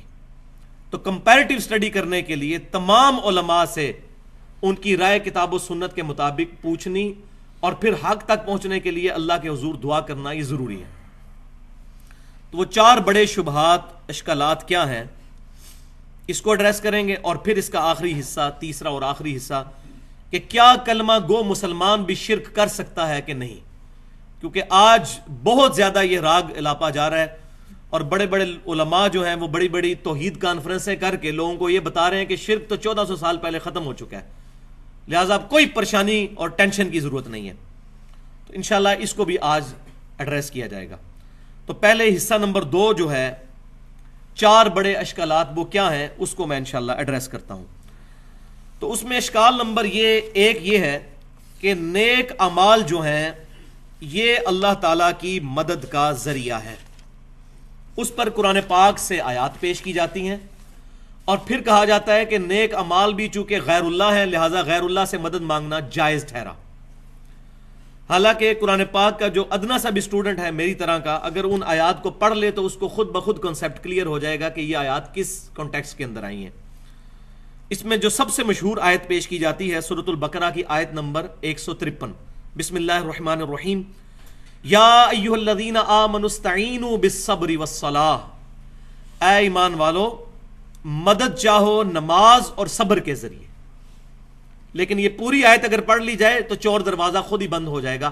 ان اللہ مع الصابرین، بے شک اللہ تعالیٰ ساتھ ہے صبر کرنے والوں کے. کیا مطلب؟ جو شخص صبر کرتا ہے اللہ تعالیٰ کی مدد اس کی شامل حال ہوتی ہے. وَاسْتَعِینُوا بِالصَّبْرِ وَالصَّلَاةِ کا یہ مطلب نہیں ہے کہ نماز اور صبر کو مدد کے لیے پکارا جائے. اس کا مطلب ہے نماز اور صبر کے ذریعے ان اعمال کو وسیلہ بنا کر اللہ کے حضور دعا کی جائے. اگر یہ غیر اللہ سے مدد مانگنا ہو تو پھر یہ کہنا جائز ہوا، المدد یا صبر، المدد یا نماز. یہ کوئی بیوقوف بھی نہیں کہتا. پھر ان آیات کو یا علی مدد اور یا شیخ عبد القادر جیلانی مدد کے طور پر پیش کرنا اس سے بڑی کوئی بیوقوفی نہیں ہے. تو قرآن پاک اپنی حفاظت خود کرتا ہے. اے ایمان والو، نماز اور صبر کے ذریعے اللہ کی مدد چاہو. ان اللہ مع الصابرین، بے شک اللہ تعالیٰ کی مدد ساتھ ہے صبر کرنے والوں کے. اسی طریقے سے ایک مشہور حدیث پیش کی جاتی ہے صحیح مسلم میں کہ سیدنا ربیعہ بن کعب رضی اللہ تعالیٰ عنہ جو نبی صلی اللہ علیہ وسلم کو وضو کروایا کرتے تھے، آپ صلی اللہ علیہ وسلم نے ایک دن ان پر شفقت فرمائی اور فرمایا کہ ربیعہ مانگ، کیا مانگتا ہے؟ تو انہوں نے کہا یا رسول اللہ صلی اللہ علیہ وسلم میں آپ سے جنت میں آپ کا پڑوس مانگتا ہوں۔ تو آپ صلی اللہ علیہ وسلم نے فرمایا کہ اس کے علاوہ بھی کچھ اور مانگنا چاہتا ہے تو مانگ۔ تو انہوں نے کہا یا رسول اللہ صلی اللہ علیہ وسلم مجھے جنت میں آپ کا پڑوس مل جائے، اس سے بڑھ کر مجھے کسی اور دولت کی ضرورت نہیں ہے۔ الحمدللہ۔ تو آپ صلی اللہ علیہ وسلم نے پھر ارشاد فرمایا پھر سجدوں کے ذریعے میری مدد کر، یعنی میری دعا تیرے لیے شامل حال ہوگی لیکن نیک اعمال کے ذریعے، سجدوں کے ذریعے میری مدد کر۔ اور ساتھ ہی اس کے صحیح مسلم میں امام مسلم رحمۃ اللہ علیہ وہ حدیث لے کر آئے ہیں کہ ایک صحابی نے نبی صلی اللہ علیہ وسلم سے پوچھا کہ بتائیے کہ مجھے کوئی ایسا کام بتا دیجئے جو مجھے اللہ تبارک و تعالیٰ کی جنت میں لے جائے۔ 3 دفعہ پوچھنے پر آپ صلی اللہ علیہ وسلم نے ایک ہی جواب ارشاد فرمایا تم سجدے بہت زیادہ کیا کرو، ہر سجدہ اللہ کے حضور تیرا ایک درجہ بلند کر دے گا اور تیرا ایک گناہ معاف کر دے گا۔ اب ان دونوں حدیثوں کو جوڑ لیں، اوپر تلے حدیثیں ہیں صحیح مسلم میں یہ کہ نیک اعمال جنت میں پہنچنے کا ذریعہ ہے۔ اس کو اس کانٹیکسٹ میں پیش کرنا کہ نبی صلی اللہ علیہ وسلم سے انہوں نے جنت مانگی اور آپ صلی اللہ علیہ وسلم نے عطا فرما دی، یہ بالکل بے وقوفی ہے۔ اور ویسے بھی یہ غائب میں پکارنا تو ہے نہیں، انہوں نے نبی صلی اللہ علیہ وسلم سامنے موجود تھے، ان سے ریکویسٹ کی۔ آپ صلی اللہ علیہ وسلم نے فرمایا کہ جنت تو تمہیں ملے گی لیکن نیک اعمال کے ذریعے میری مدد کرو، یعنی نیک اعمال تمہارے شامل حال ہوں، پھر میری دعا کیٹالسٹ کا کام کرے گی اور اللہ تعالیٰ سجدوں کی برکت سے تمہیں جنت میں میرا پڑوس عطا فرما دے گا۔ اسی طریقے سے صحیح بخاری میں ایک حدیث پیش کی جاتی ہے کتاب الرقاق چیپٹر کے اندر، سیدنا ابو ہریرہ رضی اللہ تعالیٰ عنہ حدیث قدسی روایت کرتے ہیں نبی صلی اللہ علیہ وسلم سے کہ اللہ تبارک و تعالیٰ ارشاد فرماتا ہے جو انسان میرے کسی ولی کے ساتھ دشمنی رکھے میرا اس کے خلاف اعلان جنگ ہے، اور میرا بندہ میرا قرب اس سے زیادہ کسی چیز سے حاصل نہیں کر سکتا جو میں نے اس پر فرض کی ہے، یعنی فرض اعمال اللہ کے قرب کا ذریعہ ہے۔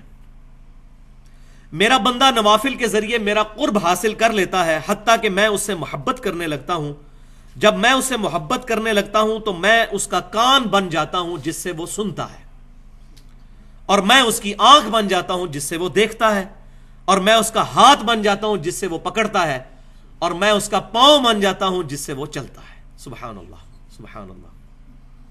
اب یہ حدیث اتنی پڑھتے ہیں، پوری حدیث نہیں پڑھتے، اور پھر کہتے ہیں جی دیکھیں جی جو اللہ کا ولی ہے، اب اللہ کہہ رہا ہے میں اس کے ہاتھ بن جاتا ہوں، تو یہاں سے ہاتھ پھر اس کا کہاں سے کہاں پہنچ جائے گا، آگے ضربیں تقسیمیں لگا کے خود رزلٹ نکالنے شروع کر دیتے ہیں بجائے پوری حدیث پڑھنے کے۔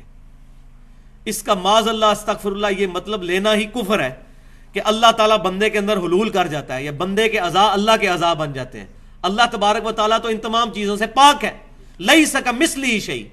اللہ کے ہاتھ کا بھی اگر قرآن میں ذکر آیا تو وہ اس طرح ہاتھ نہیں ہے، ہم اس کی کیفیت کے پیچھے نہیں پڑتے، تو کیفیت کے پیچھے پڑے گا وہ سیدھا سیدھا گمراہی کے عمیق گڑھے میں جا کر گر جائے گا۔ تو اللہ تعالیٰ اس بندے کا ہاتھ، اللہ تعالیٰ اس کا ہاتھ نہیں بن جاتا، یہ بات تمثیلاً بیان ہوئی ہے کیونکہ یہ حدیث آگے چلے، اب جو حصہ یہ چھوڑ دیتے ہیں۔ اور اگر وہ مجھ سے کوئی چیز مانگتا ہے تو میں اسے عطا کرتا ہوں، اگر وہ کسی دشمن کے مقابلے پہ میری پناہ طلب کرتا ہے تو میں اس کو پناہ عطا کرتا ہوں۔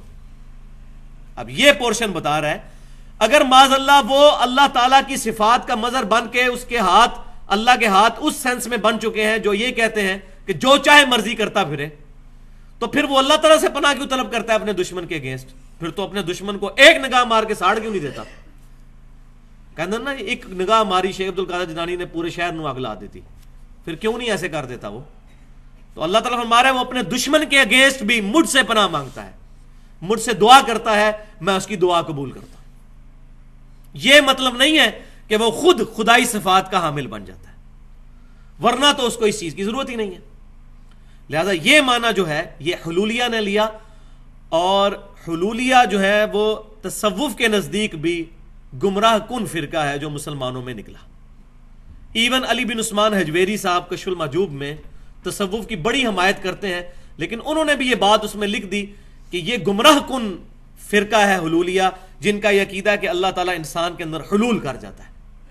آج الحمدللہ اہل سنت کہلانے والے تینوں گروہ، بریلوی، دیوبندی اور اہل حدیث اور اہل تشیع میں سے کسی کا یہ عقیدہ نہیں ہے کہ اللہ تعالیٰ انسان کے اندر حلول کر جاتا ہے۔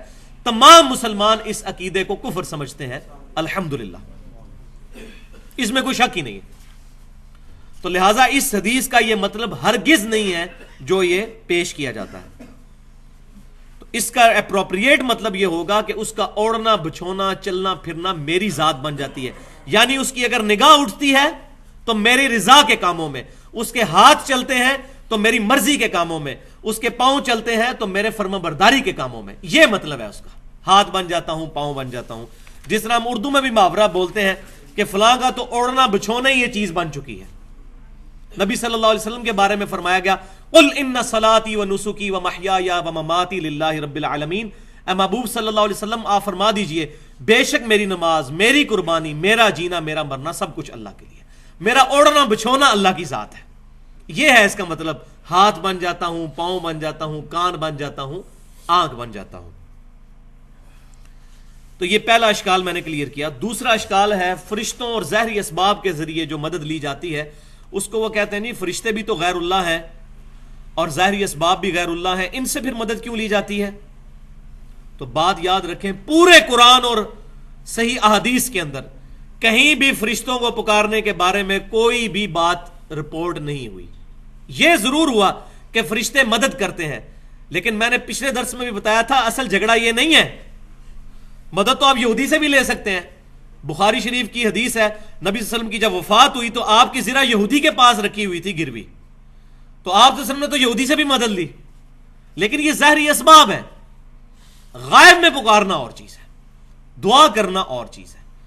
تو یہ جو فرشتے جو مدد کا ذریعہ ہیں، تو اگر یہ مطلب سمجھ لیا جائے تو اب یہ جو آیت پیش کی جاتی ہے سورہ التحریم کی آیت نمبر 4، یہ پرٹیکولر پروفٹ کے بارے میں ہے صلی اللہ علیہ وسلم، حضور صلی اللہ علیہ وسلم کے بارے میں اللہ تعالیٰ فرما رہے ہیں آپ کو تسلی دیتے ہوئے فَإِنَّ اللَّهَ هُوَ مَوْلَاهُ، بے شک اللہ تعالیٰ آپ کا مددگار ہے، ان کا مددگار ہے نبی صلی اللہ علیہ وسلم کا۔ وَجِبْرِيل، اور جبریل علیہ السلام بھی نبی صلی اللہ علیہ وسلم کے مددگار ہیں۔ وَصَالِحُ الْمُؤْمِنِينَ، اور نیک مومنین بھی نبی صلی اللہ علیہ وسلم کے مددگار ہیں۔ وَالْمَلَائِكَةُ بَعْدَ ذَلِكَ ظَهِيرٌ، اور اس کے بعد فرشتے بھی آپ صلی اللہ علیہ وسلم کے مددگار ہیں۔ تو نیک مومنین بھی آپ صلی اللہ علیہ وسلم کے مددگار ہیں۔ تو جتنے نیک مومنین ہیں قیامت تک وہ سارے پھر حضور کے مشکل کشا ہوئے اس آیت کے تحت۔ تو آپ صلی اللہ علیہ وسلم پکارا کرتے تھے ان کو، یا شیخ عبد القادر جنانی المدد، یا امام بخاری المدد، یہ مطلب اگر لیا جائے اس سے بڑی کوئی گستاخی نہیں ہے، اور انسان جو ہے وہ نہ صرف گستاخی بلکہ دار کفر کے اندر داخل ہو جائے گا، وَلِعَوْذُ بِاللَّهِ تعالیٰ۔ اس کا مطلب یہ ہے کہ اللہ تبارک و تعالیٰ ان کا مددگار ہے، اور اللہ تعالیٰ نے اپنی مشیت سے اسباب کے طور پر فرشتے آپ صلی اللہ علیہ وسلم کے ساتھ اٹیچ کیے ہیں، آپ کے جانثار صحابہ کرام آپ کے ساتھ اٹیچ کیے ہیں، جو آپ صلی اللہ علیہ وسلم کے فرمان پر اپنی جانیں نثار کرنے کے لیے تیار ہو جاتے ہیں، اور اس کا ثبوت قرآن پاک میں ہی موجود ہے۔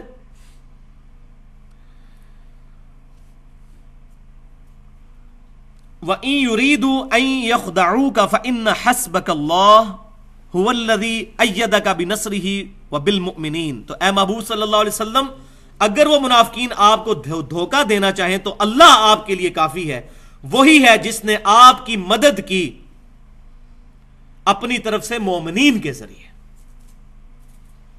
یعنی جانثار صحابہ آپ کو عطا کیے جو آپ کے فرمان کے اوپر اپنی جانیں لٹانے کے لیے تیار ہو گئے۔ یہ اللہ تعالیٰ نے صحابہ کرام کے دلوں میں آپ صلی اللہ علیہ وسلم کی عظمت بٹھا دی۔ پھر استستغیثون ربکم، یہ آیت نمبر جو میں نے پڑھی سورۃ الانفال کی آیت نمبر 62 تھی، اب سورۃ الانفال کی آیت نمبر 9۔ اور اے محبوب صلی اللہ علیہ وسلم وہ وقت یاد کرو جب آپ اپنے رب کے حضور فریاد کر رہے تھے جنگ بدر کے اندر، فاستجاب لکم انی ممدکم بألف من الملائکۃ مردفین، تو اللہ تعالیٰ نے آپ کی فریاد سنی اور کہا کہ میں 1000 فرشتوں کے ذریعے آپ کی مدد فرماؤں گا۔ لیکن نبی صلی اللہ علیہ وسلم نے فرشتوں کو پکارا، یا جبرائیل المدد، یا میکائیل المدد، یا اسرافیل المدد، نہیں. اس آیت میں آ رہا ہے کہ اللہ کو پکارا تو اللہ تعالیٰ نے فرشتے بھیج دیے. جیسا کہ صحیح بخاری کے اندر حدیث ہے، وہ تو ہم سب فرشتوں کو منگوا سکتے ہیں، فرشتوں کی بکنگ کروا سکتے ہیں. کتاب الوکالہ چیپٹر میں انٹرنیشنل نمبرنگ کے مطابق 2311 نمبر حدیث ہے، جب کوئی شخص رات کو سوتے وقت آیت الکرسی پڑھ لیتا ہے تو اللہ تعالیٰ کی طرف سے ایک فرشتہ مقرر ہو جاتا ہے اس کی حفاظت پر یہاں تک کہ صبح ہو جائے. لیکن کیا ہم فرشتے کو پکارتے ہیں؟ فرشتے کو پکاریں گے شرک. پکارنا اللہ کو ہے مدد کے لیے. اللہ تعالیٰ فرشتے کو بھیجے، یہ اللہ کی مرضی. تو اس کو پیش کیا جاتا ہے کہ فرشتے بھی مددگار ہیں. اب اسی کے ساتھ وہ چیز جو ظاہری اسباب کے بارے میں، تو وہ میں نے بیان کر دیا کہ صحابہ کرام نبی صلی اللہ علیہ وسلم کے ساتھ ظاہری اسباب کے طور پر تھے. اب بخاری اور مسلم سے وہ حدیث پیش کی جاتی ہے کہ جی غزوہ خیبر کے موقع پر نبی صلی اللہ علیہ وسلم نے حضرت علی سے مدد مانگی تھی. تو حضرت علی رضی اللہ تعالیٰ کو غائب میں پکارا تھا. آپ نے فرمایا تھا علی کو پیش کیا جائے. ایک رات پہلے آپ نے فرما دیا، بخاری مسلم کی متفق علیہ حدیث ہے، کل میں اس شخص کے ہاتھ میں جھنڈا دوں گا جو اللہ اور اس کے رسول سے محبت کرتا ہے، اللہ اور اس کا رسول اس سے محبت کرتے ہیں. تو سیدنا علی کو جب بلایا گیا تو آپ کو تو شعبے چشم تھا، آپ کو تو نظر ہی کچھ نہیں آتا تھا. آپ صلی اللہ علیہ وسلم نے اپنا مبارک لعاب دہن ان کی آنکھوں میں لگایا، ان کی آنکھیں ٹھیک ہو گئی. پھر آپ صلی اللہ علیہ وسلم نے جھنڈا دیا اور برکت کی دعا فرمائی، آپ کی دعا کی برکت سے فتح ہو جائے. اس دن حضرت علی کو جھنڈا ملتا ہے یا میں اس وقت ہوتا، میرا نام بھی علی ہے، مجھے بھی نبی صلی اللہ علیہ وسلم کی دعا کی اگر جو ساتھ قبولیت حاصل ہوتی تو میرے ہاتھ میں خیبر فتح ہو جاتا، آپ کے ہاتھ میں ہو جاتا. تو آپ صلی اللہ علیہ وسلم نے غیب میں نہیں ان کو پکارا. ورنہ غزوہ خیبر پہ اللہ کے شیر سیدنا حمزہ کو کیوں نہیں حضور نے پکارا جو غزوہ احد میں 3 ہجری میں شہید ہو چکے تھے؟ المدد یا امیر حمزہ. کہیں کوئی ضعیف روایت دکھا دیں، چلے صحیح تو چھوڑ دیں، ضعیف روایت دکھا دیں. المدد یا شہدائے احد، المدد یا شہدائے بدر، کہیں حضور نے پکارا ہو؟ تو یہ بالکل نان سینس بات ہے ان چیزوں کو پیش کرنا. اور پھر اس کا کلائمیکس جو ہے وہ سورۃ المائدہ کی آیت نمبر 2 ہے، وَتَعَامَنُوا الْبِرِّ وَالتَّقْوَى وَلَا تَعَامَنُوا عَلَى الْإِثْمِ وَالْعُدْوَانِ. نیکی اور پرہیزگاری کے کاموں میں ایک دوسرے کی مدد کرو اور برائی اور گناہوں کے کاموں میں کسی کی مدد نہ کرو. اب یہ اللہ خود حکم دے رہا ہے کہ ایک دوسرے کی مدد کرو. یہ غائب میں پکارنا نہیں ہے، یہ ظاہری اسباب کے طور پر ہے. اسی طریقے سے عیسیٰ علیہ السلام نے بھی اپنے حواریوں سے کہا، من انصاری اللہ، کون ہے جو اللہ کے لیے میری مدد کرے؟ قال الحواریون نحن انصار اللہ. حواریوں نے کہا کہ ہم نبی صلی آپ کے ساتھ اللہ تعالیٰ کے دین کے مددگار ہوتے ہیں. تو وہ سامنے موجود تھے. غائب میں پکارنا یہ شرک ہے مدد کے لیے. تو یہ دوسرا جو شبہ تھا وہ بھی الحمدللہ اس معاملے میں جو ہے وہ زائل ہو گیا. تو ظاہری اسباب جو ہیں وہ اللہ تعالیٰ نے حکم فرمایا. اللہ تعالیٰ نے ہماری پیاس کے بجھنے کا ذریعہ پانی کو بنایا ہے، بھوک مٹانے کا ذریعہ روٹی کو کھانے کو بنایا ہے. لیکن ہم کیا کہیں گے؟ المدد یا پانی، المدد یا روٹی، یہ کہیں گے. یہ اسباب ہیں، ان کے ذریعے دعا کو جو ہے وہ ان کے بارے میں حلال نہیں کیا جا سکتا. دعا بالکل ڈیفرنٹ چیز ہے. غائب میں مدد کے لیے کسی کو پکارنا، ایاک نستعین، قرآن پاک بالکل واضح ہے. جب وہ کہہ رہے ہیں ایاک نستعین تو قرآن کو نہیں پتا کہ پانی بھی سبب ہے مشکل کشائی کا، شہد بھی سبب ہے مشکل کشائی کا. لیکن وہ تمام چیزیں اللہ تعالیٰ کے اذن سے ظاہری اسباب ہیں. آج حضرت علی سامنے موجود ہوں، ہم ان سے مدد مانگیں گے، لیکن سیدنا علی تو اب دنیا سے جا چکے عالم برزخ میں، اب دنیا کے ساتھ ان کا کوئی رشتہ نہیں ہے. اب پکارا جائے گا تو خالصتاً شرک اور ناقابل معافی جرم، والعیاذ باللہ تعالی. تیسرا شبہ یہ بہت خطرناک ہے، جس کو پیش کر کے تو شرک کا اثبات کیا جاتا ہے اور اپنی طرف سے یہ بتایا جاتا ہے جی ہم تو یہ توحید بیان کر رہے ہیں، اصل توحید یہ ہے. اور وہ نبی صلی اللہ علیہ وسلم کے معجزات کا سہارا لیا جاتا ہے کہ دیکھیں جی کبھی کسی صحابی کو کوئی مسئلہ درپیش ہوتا تھا تو نبی صلی اللہ علیہ وسلم کے پاس جاتے تھے. بالکل اس کا کوئی انکاری ہے؟ آپ صلی اللہ علیہ وسلم سے جا کے دعا کروایا کرتے تھے، اپنی پرابلم آپ کے سامنے رکھتے تھے، آپ صلی اللہ علیہ وسلم کی دعا کی برکت سے ان کی مشکلیں حل ہو جایا کرتی تھی. لیکن آج آپ صلی اللہ علیہ وسلم کے ساتھ ہماری کمیونیکیشن نہیں ہو سکتی. مثال کے طور پر صحیح بخاری اور مسلم کی متفق علیہ حدیث ہے کہ بارش نہیں ہو رہی تھی تو صحابہ کرام نے جمعے میں خطبے کے دوران ایک صحابی نے عرض کیا، اللہ کے رسول صلی اللہ علیہ وسلم آپ اللہ کے حضور دعا کریں کہ اللہ تعالیٰ بارش نازل فرمائے. تو آپ صلی اللہ علیہ وسلم نے دعا کے لیے ہاتھ بلند کیے. ابھی ہاتھ نیچے ہی آئے تھے کہ زار و قطار بارش شروع ہو گئی, اور وہ بارش پورا ہفتہ جاری رہی, حتیٰ کہ اگلے جمعے کو وہی شخص دوبارہ کھڑا ہوا, یا رسول اللہ اب دعا فرمائیے کہ ہمارے گھروں پر بارش نہ ہو, سائڈ کے علاقوں پر بارش ہو, ہماری چھتیں ٹپکنے لگ پڑی. تو آپ صلی اللہ علیہ وسلم نے دعا فرمائی کہ اے اللہ ہمارے ان گھروں پر بارش نہ ہو, سائڈ کی گرد و نواح کی جو زمینیں ان پر بارش ہو. تو بالکل ٹھیک ہے. اسی طریقے سے بخاری اور مسلم کی متفق علیہ حدیث ہے, سیدنا ابو ہریرہ رضی اللہ تعالیٰ عنہ نے حضور صلی اللہ علیہ وسلم سے اپنے حافظے کی شکایت کی کہ میرا حافظہ کمزور ہے. تو آپ صلی اللہ علیہ وسلم نے یوں ہوا سے یوں مٹھی بھر کر ان کی چادر میں ڈالی اور فرمایا اس کو سینے سے لگا لو. وہ کہتے ہیں اس کے بعد میں کوئی حدیث نہیں بھولا. تو آپ صلی اللہ علیہ وسلم کا یہ معجزہ ظاہر ہوا. یہ تمام کی تمام چیزیں معجزے کے طور پر ظاہر ہوئی. لہذا انہی احادیث کی وجہ سے میں تحت الاسباب اور فوق الاسباب والی تقسیم کو نہیں مانتا. یہ امبیگوس ہے کہ جو چیزیں اسباب میں داخل ہیں وہ آپ کسی سے مانگ سکتے ہیں, اور جو اسباب میں داخل نہیں ہیں وہ نہیں مانگ سکتے. یہ بات بالکل غلط ہے, کیونکہ کسی سے حافظے کی دعا کروانا یہ اسباب میں داخل نہیں ہے. اسی طریقے سے بخاری اور مسلم کی متفق علیہ حدیث ہے کہ آپ صلی اللہ علیہ وسلم کی دعا کی برکت سے آپ کی مبارک انگلیوں سے پانی کے چشمے جاری ہوئے. صلح حدیبیہ کے موقع پر 1500 صحابہ نے وضو کیا, جانوروں کو بلایا اور سٹور بھی کر لیا. اور جابر بن عبداللہ کہتے ہیں اللہ کی قسم ہم 1,00,000 بھی ہوتے نا تو وہ پانی کفایت کر جاتا. اب مجھے بتائیں انگلیوں سے پانی کا جاری ہونا یہ تحت الاسباب تو نہیں ہے نا؟ اسباب میں تو یہ چیز نہیں ہوتی, یہ اسباب سے اوپر کی چیز ہے. اسباب میں تو انگلیوں سے زیادہ پسینہ نکل سکتا ہے یا خون نکل سکتا ہے. لہذا یہ تقسیم بھی غلط ہے, ما تحت الاسباب اور ما فوق الاسباب. مسئلہ ہے غائب میں مدد کے لیے نہیں پکار سکتے, چاہے اسباب میں داخل ہو یا اسباب میں داخل نہ ہو, غائب میں مدد کے لیے نہیں پکار سکتے. اسی طریقے سے بخاری اور مسلم کی متفق علیہ حدیث ہے کہ قیامت والے دن نبی صلی اللہ علیہ وسلم اپنے گناہگار امتیوں کی شفاعت فرمائیں گے. تو نبی صلی اللہ علیہ وسلم ہمارے سامنے ہوں گے, آپ صلی اللہ علیہ وسلم شفاعت فرمائیں گے, اس میں کوئی شک ہی نہیں ہے. لیکن غائب میں پکارنا نہیں ہے. یہ میدان محشر میں آپ صلی اللہ علیہ وسلم بھی ہوں گے, صحابہ کرام بھی ہوں گے, ہم بھی ہوں گے, سب لوگ ہوں گے.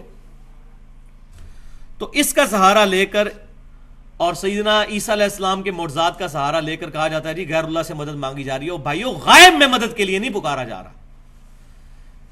کسی حدیث سے کوئی ثابت کرے, صحیح حدیث سے, کہ نبی صلی اللہ علیہ وسلم نے کبھی کہا ہو المدد یا ابراہیم, المدد یا عیسیٰ, المدد یا موسیٰ, کبھی پکارا ہو؟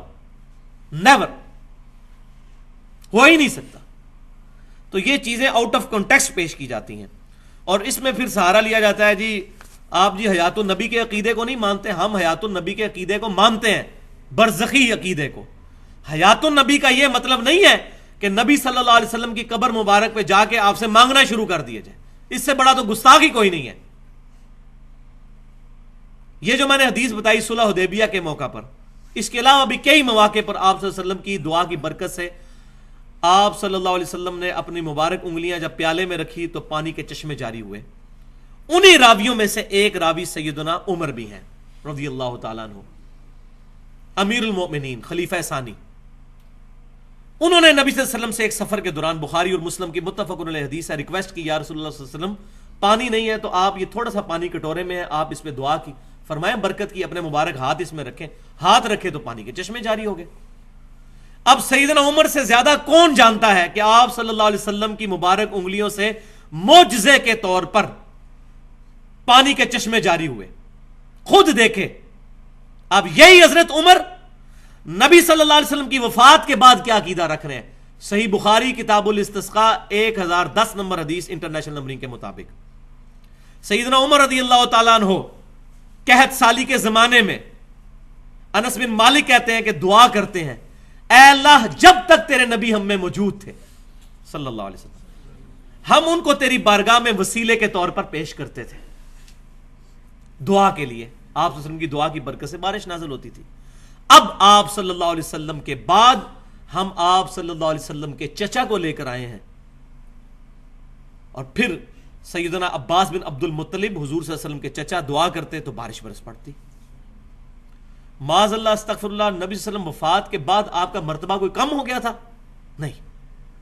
اصل میں سیدنا عمر نے یہ عقیدہ دیا کہ زندگی میں کسی سے جا کر دعا کروانا اور چیز ہے، اور وفات کے بعد اس کے ساتھ کمیونیکیشن کرنا اور چیز ہے. ورنہ نبی صلی اللہ علیہ وسلم کے ہوتے ہوئے عباس بن عبد المطلب کو لانے کی ضرورت ہی نہیں تھی. اور وہ سیدنا عمر جن تک حدیث بھی پہنچی ہوئی ہے، ایسا نہیں کہ ان کو حدیث ہی نہیں پتا کہ آپ صلی اللہ علیہ وسلم کی مبارک انگلیوں سے پانی کے چشمے جاری ہوتے ہیں، تو آپ کٹورا لے کر پہنچ جاتے ہیں نا وہاں پر کہ یا رسول اللہ صلی اللہ علیہ وسلم، دنیا میں بھی آپ صلی اللہ علیہ وسلم کی مبارک انگلیوں سے پانی کے چشمے جاری ہوئے، اپنا قبر مبارک سے ہاتھ باہر نکالیں اور اپنا ہاتھ مبارک اس کٹورے میں رکھ دیں تاکہ پانی کے چشمے جاری ہو جائے. نہیں ہوا ایسے، بالکل نہیں ہوا. تو اس سے صحابہ کرام نے ہمیں یہ عقیدہ دیا کہ وفات کے بعد برزخی حیات کو دنیاوی زندگی پر قیاس کرنا بہت بڑی بے وقوفی ہے، اور یہ انسان کو بسا اوقات شرک کے دائرے کے اندر لے جاتی ہے. گستاخی تو ہوگی، شرک کے دائرے میں بھی انسان پہنچ جائے گا. تو یہ 3 بڑے شبہات. اب چوتھا شبہ، اب جب سارے معاملات ختم ہو جاتے ہیں نا، پھر وہ نا، چونکہ قرآن حدیث میں تو دلائل نہیں ہے، پھر بزرگوں کے واقعات سنانے شروع کر دیتے ہیں. فلاں بزرگ کا واقعہ، انہوں نے یہ کر دیا، فلاں نے یہ کر دیا، فلاں نے وہ یہ کر دیا. مسئلہ ہے کہ بھائیو، یہ واقعات اگر ماننے شروع کر دیں نا ہم، تو میں آپ کو الحمدللہ تمام مکاتب فکر سے بزرگوں کی ایسی ایسی کرامتیں سنا سکتا ہوں، ان کی اپنی لکھی ہوئی، کہ اگر وہ بریلوی کی ہوں گی تو دیوبندی کہے گا جی جھوٹ ہے، دیوبندی کی ہوں گی تو بریلوی کہے گا جھوٹ ہے، اہل حدیث کی ہوں گی تو یہ دونوں کہیں گے جھوٹ ہے، اہل حدیث ان دونوں کو جھوٹ کہیں گے. یہ مانیں گے بھی تو اپنے بزرگوں کی کرامتیں، اور کسی کی نہیں مانیں گے. تو جب آپ کسی اور کے بزرگ کی کرامت ماننے کے لیے تیار ہی نہیں ہے، تو ہمیں اپنے بزرگ کی کرامت پیش کرنے کی ضرورت نہیں ہے. ہمیں پھر اس بزرگ کی کرامت پیش کریں جو آپ میں اور ہم میں کامن ہے. امام کائنات، سید الاولین والآخرین، شفیع المذنبین، رحمت للعالمین، سیدنا و مولانا امام اعظم محمد رسول اللہ صلی اللہ علیہ وسلم. لائیں قرآن اور سنت سے پیش کریں، صحابہ کرام کے اجماع سے کوئی بات پیش کر دیں، اپنی قیاس رائیاں نہ کریں. یہ من گھڑت واقعات پیش کر کے کتاب و سنت کا جنازہ نہ نکالیں. تو یہ چوتھا شبہ یہ ہے کہ یا تو واقعات پیش کیے جاتے ہیں، پھر ضعیف قسم کی حدیثیں اور روایتیں اور من گھڑت قسم کی قصہ کہانی پیش کر کے قرآن کی واضح آیات کو کاؤنٹر کیا جاتا ہے. انا للہ و انا الیہ راجعون. یہ کتاب بھائیوں محفوظ ہے. دنیا میں کوئی حدیث آ جائے، 1 ارب حدیثیں بھی آ جائیں، اس کتاب پر پیش ہوں گی. اس سے نہیں ٹکرانی چاہیے. ایاک نستعین، دعا صرف اللہ ہی سے، بس. اب کوئی حدیث ایسی نہیں ہوگی جو قرآن کی اس آیت کو کاؤنٹر کر دے. وہ حدیث ہی نہیں ہوگی، وہ حدیث صحیح نہیں ہوگی اصول محدثین پر، میرے آپ کے کہنے پر نہیں، اصول محدثین پر. اب میں یہاں پر انصاف کا تقاضا سمجھتا ہوں کہ ایک چیز بیان کر دوں. انہی واقعات میں سے ایک واقعہ جو بہت مشہور ہے، اور ہمارے سب کانٹیننٹ میں 2 بھاری فرقے جو اپنے آپ کو فخری اہل سنت کہتے ہیں، حالانکہ اس طرح کے واقعات لکھ کے ان کو شرم کرنی چاہیے. اہل سنت کا یہ منہج ہے؟ اہل سنت کا یہ منہج نہیں ہو سکتا. اہل سنت کا منہج کتاب و سنت اجماع کو حجت ماننا ہے، اور جہاں کہیں ان تینوں چیزوں میں کوئی چیز نہ ملے پھر قیاس اور اجتہاد بھی کیا جا سکتا ہے. تو چونکہ وہ اپنے آپ کو فخری اہل سنت کہتے ہیں، تو اب اہل سنت کی یہ تعلیمات تو نہیں ہے. تو ہمارے سب کانٹیننٹ میں 2 بھاری فرقے، نمبر 1 بریلوی اور نمبر 2 دیوبندی. ان دونوں مکتبہ فکر کی 2 بڑی جماعتیں اس وقت پوری دنیا میں دعوت و تبلیغ کا کام کر رہی ہیں. بریلویوں کی دعوت اسلامی ہے، تقریباً 65 سے 70 ملکوں میں ان کا دعوت کا کام پھیل چکا ہے، بقول ان کے ٹی وی چینل بھی ان کا چل رہا ہے. اور دیوبندیوں کی تبلیغی جماعت ہے جن کا دعویٰ ہے کہ تقریباً 168 ملکوں میں ہمارے مراکز قائم ہو چکے ہیں. اب دونوں کے سلیبس میں جو کتابیں شامل ہیں، ان دونوں میں یہ واقعہ درج ہے. الیاس قادری صاحب جو دعوت اسلامی کے امیر ہیں، ان کی کتاب ہے فیضان سنت، اور اس کا چیپٹر ہے مصافحہ اور معانقہ کی سنتیں اور آداب، صفحہ نمبر 654. اور دیوبندی عالم شیخ ذکریہ سہارنپوری جن کا لکھا ہوا تبلیغی نصاب پوری دنیا میں لے کر تبلیغی جماعت گھومتی ہے اور پڑھ پڑھ کر سناتی ہے، فضائل درود والا چیپٹر اس کا، اور فضائل حج والا چیپٹر تبلیغی نصاب کا. اس میں فصل نمبر 9 کے صفحہ نمبر 130 کے اوپر فضائل حج میں شیخ ذکریہ صاحب یہ واقعہ لے کر آئے ہیں. انتہائی گستاخانہ واقعہ. وہ کہتے ہیں کہ شیخ احمد رفائی صاحب کہتے ہیں کہ 555 ہجری میں جب وہ حج سے فراغت کے بعد روضہ رسول پر حاضر ہوئے صلی اللہ علیہ وسلم، تو عربی کے 2 شعر قبر رسول پر جا کر پڑھے 555 ہجری میں، یعنی تقریباً 550 سال نبی صلی اللہ علیہ وسلم کو دنیا سے تشریف لے جائے ہوئے ہو چکے ہیں۔ 550 سال کے بعد شیخ احمد رفائی، جن سے یہ رفائی قادری سلسلہ بھی چلتا ہے، مصر کے اندر بہت زیادہ ہیں، کویت کے اندر بھی ہیں یہ لوگ، وہ کہتے ہیں جی قبر رسول پر وہ پہنچے، انہوں نے 2 عربی شعر پڑھے جن کا ترجمہ کچھ یوں تھا کہ دوری کی حالت میں اپنی روح کو آستانہ اقدس پر حاضری کے لیے بھیجتا تھا، تو اے اللہ کے رسول صلی اللہ علیہ وسلم، اب میں اپنا جسم بھی لے کر آپ صلی اللہ علیہ وسلم کے پاس آیا ہوں، تو آپ صلی اللہ علیہ وسلم اپنا دست مبارک اپنی قبر سے باہر نکالیں تاکہ میں اس دست مبارک کی زیارت کروں اور اس کو بوسہ دوں، ولیعوذ باللہ تعالی۔ یہ کون سا حج اور عمرے میں نبی صلی اللہ علیہ وسلم کی قبر مبارک پر حاضری کا یہ طریقہ کس صحابی سے، کس تابعی سے ثابت ہے؟ ورنہ اس وقت 40 لاکھ لوگ اگر یہی دعا وہاں جا کے کرنا شروع کر دیں کہ یا رسول اللہ علیہ وسلم اپنی قبر مبارک سے ہاتھ باہر نکالیں، ہم آپ کو ملنے کے لیے آئے ہیں، تو آپ سمجھ سکتے ہیں کہ یہ کتنا بڑا ظلم ہے اس طرح کا عقیدہ رکھنا۔ پھر شیخ ذکریہ صاحب کہتے ہیں کہ 90,000 لوگوں کی موجودگی میں، 90,000 لوگوں کی موجودگی میں نبی صلی اللہ علیہ وسلم نے، یہ ان کے الفاظ ہیں معاذ اللہ استغفر اللہ، اپنی قبر مبارک سے ہاتھ باہر نکالا، شیخ احمد رفائی رحمۃ اللہ علیہ نے اس ہاتھ کو بوسہ دیا، اور 90,000 لوگ اس منظر کو دیکھ رہے تھے۔ شکر ہے یہ انہوں نے لکھ دیا تاکہ بعد والے تعویل بھی نہ کر سکیں یہ خواب کی بات ہو رہی ہے، یہ خواب نہیں ہے، بیداری کی بات ہے، کیونکہ 90,000 لوگ اکٹھا ایک تو خواب نہیں دیکھ رہے، 90,000 لوگوں نے یہ منظر دیکھا، اور پھر انہوں نے پکی مور لگائی ہے تاکہ کوئی بندہ سانس بھی نہ لے سکے۔ وہ کہتے ہیں انہی دیکھنے والوں میں شیخ عبد القادر جیلانی رحمۃ اللہ علیہ کا نام بھی ذکر کیا جاتا ہے تاکہ سارے سہم جائیں کہ اب شیخ عبد القادر جیلانی نے بھی یہ دیکھا ہے تو یہ تو جھوٹ نہیں ہو سکتا۔ لیکن واللہ یہ واقعہ 555 ہجری میں آج سے 900 سال پہلے کی بات ہو رہی ہے بھائیو۔ آج سے 100 سال پہلے بھی 90,000 کا مجمع مسجد نبوی میں نہیں آ سکتا تھا، آج سے 100 سال پہلے بھی، آج سے 50 سال پہلے بھی مسجد نبوی میں 90,000 کا مجمع نہیں آ سکتا تھا۔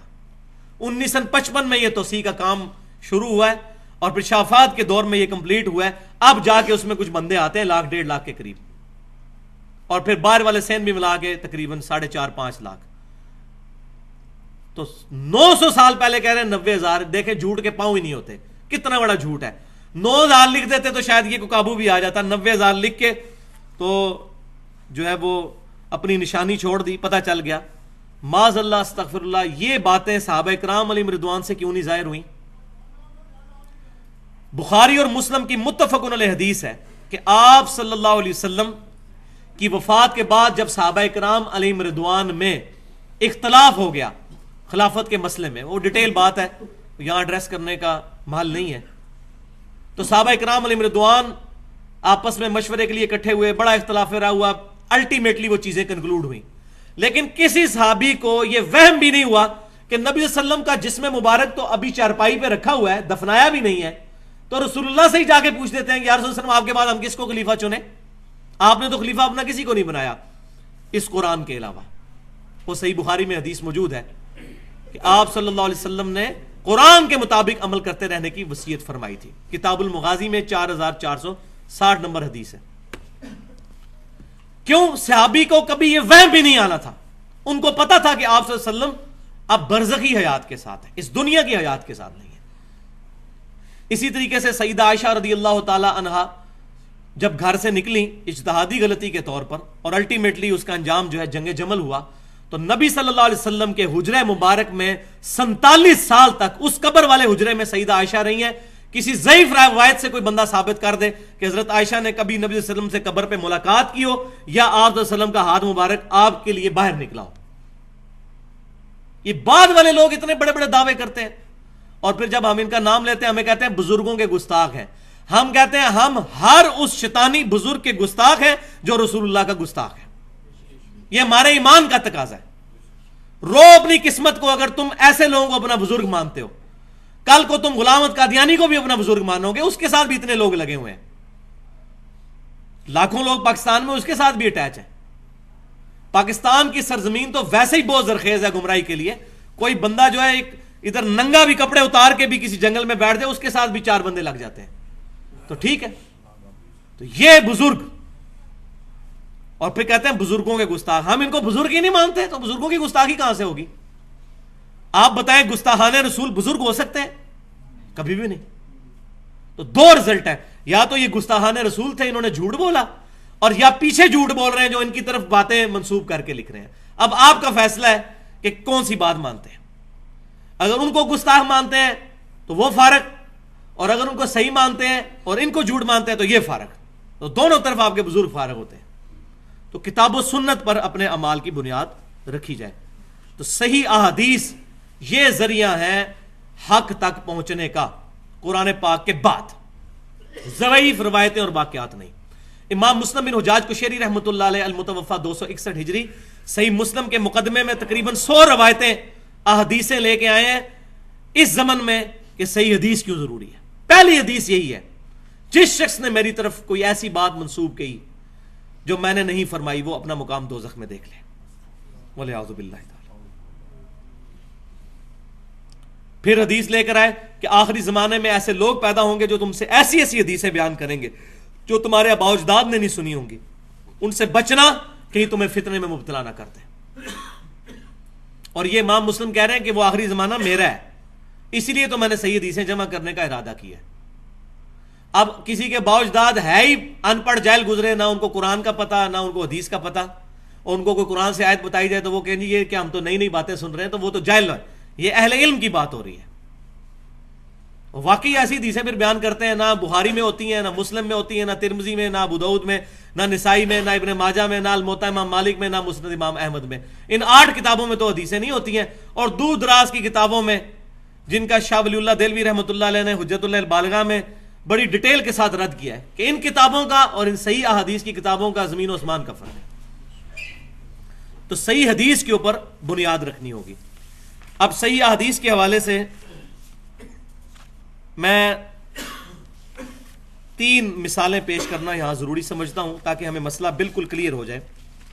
پہلی مثال مسند امام احمد سے کہ امام کائنات صلی اللہ علیہ وسلم کے پاس ایک صحابی حاضر ہوئے. انہوں نے کہہ دیا یا رسول اللہ ما شاء اللہ و شئت، اے اللہ کے رسول جو اللہ چاہے اور جو آپ چاہیں. آپ صلی اللہ علیہ وسلم نے فرمایا اجعلتنی للہ ندا، کیا تم نے مجھے اللہ کے مقابل کھڑا کر دیا ہے؟ قل بل ما شاء اللہ وحدہ، بلکہ یہ کہو کہ جو اکیلا اللہ چاہے. اب اس صحابی نے پاکستانی مولوی کی طرح یہ نہیں کیا کہ اے اللہ کے رسول میں آپ کو مستقل بالذات نہیں سمجھ کے پکار رہا، میں غیر مستقل بالذات سمجھ کر اور محدود اور عطائی کے تحت باذن اللہ آپ کو پکار رہا ہوں، تو آپ نے مجھے کیوں کہہ دیا کہ مجھے اللہ کے مقابلے پہ کھڑا کر دیا؟ یہ نہیں انہوں نے کہا. ان کو پتا تھا نیت جو کچھ بھی ہو، جو چیز اللہ نے اپنے ساتھ خاص کر لی ہے وہ مخلوق میں اذن کے ساتھ ماننا بھی شرک ہے. اللہ کے اذن کے ساتھ کسی کی عبادت ہو سکتی ہے؟ نہیں. حضرت آدم علیہ السلام کی عبادت نہیں ہوئی تھی، وہ سجدہ تعظیمی تھا. سجدہ عبادت ہمیشہ ہی حرام رہا ہے. سجدہ تعظیمی پچھلی امتوں میں جائز تھا، اس امت میں وہ بھی حرام ہو گیا. اللہ کا شکر ہے حرام ہوا، ورنہ یہ لوگ جو اب اس قدر شرک کر رہے ہیں ان کے پاس بہت بڑی دلیل موجود ہوتی. دوسری مثال جامعہ ترمذی میں سیدنا ابن عباس رضی اللہ تعالیٰ عنہ کو نبی صلی اللہ علیہ وسلم نے وصیت فرماتے ہوئے کہا اپنی سواری کے پیچھے بٹھا کر، اے بیٹے اللہ کے احکام کی حفاظت کر، اللہ تیری حفاظت فرمائے گا. اللہ کے حقوق کا خیال رکھ، تو اپنے رب کو اپنے سامنے پائے گا جب بھی مصیبت آئے گی تو. اور جب تجھے سوال کرنا ہو تو صرف اللہ سے سوال کرنا، اور جب مدد طلب کرنی ہو تو صرف اللہ سے مدد طلب کرنا. اور پھر ساتھ کیا ارشاد فرمایا، جان لے اگر پوری امت جمع ہو کر تجھے ذرے کے برابر فائدہ پہنچانا چاہے اور اللہ نہ چاہے تو نہیں پہنچا سکتی، اور پوری امت مل کر تجھے ذرے کے برابر نقصان پہنچانا چاہے اور اللہ نہ چاہے تو نہیں پہنچا سکتی. تقدیر کے صحیفے لکھ کر خشک ہو چکے اور قلم اٹھا لیے گئے. اس حدیث کو امام ترمذی نے کہا ھذا حدیث حسن صحیح، یہ صحیح حدیث ہے.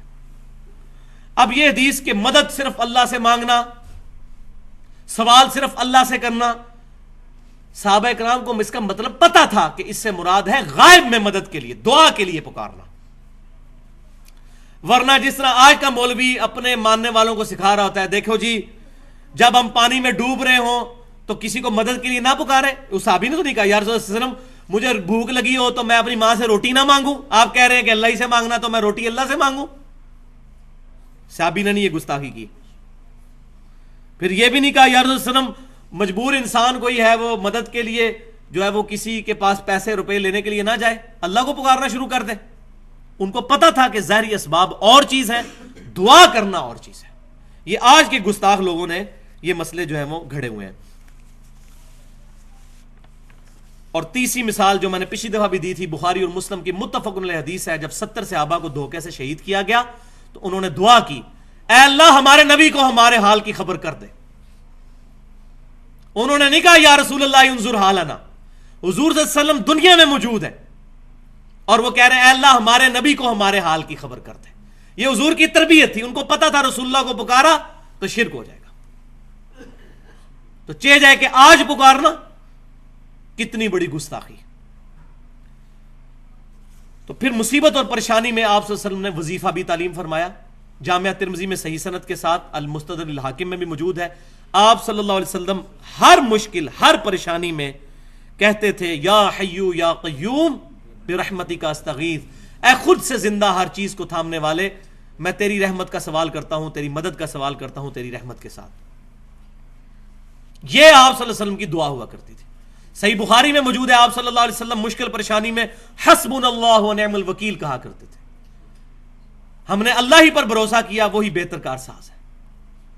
جامعہ ترمذی میں حدیث موجود ہے, آپ صلی اللہ علیہ وسلم نے بہترین دعا تعلیم فرمائی, لا الہ الا انت سبحانک انی کنت من الظالمین. یہ حضرت یونس علیہ السلام کی دعا مانگو گے اللہ کبھی محروم نہیں لوٹائے گا.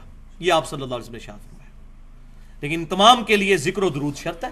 جامعہ ترمذی میں حدیث ہے کہ ذکر و درود جو ہے یہ دعاؤں کی قبولیت کا ذریعہ ہے. ایک بہت لمبی حدیث کا خلاصہ یہ بنتا ہے کہ جو شخص اللہ کا ذکر اور نبی صلی اللہ علیہ وسلم پر درود شریف پڑھ کر اللہ کی طرف متوجہ ہوتا ہے تو آپ صلی اللہ علیہ وسلم نے اس کے لیے فرمایا سل تعطا, سل تعطا, مانگ تجھے دیا جائے گا, مانگ تجھے دیا جائے گا. تو یہ ہمارا دوسرا ٹاپک بھی کنکلوڈ ہوا.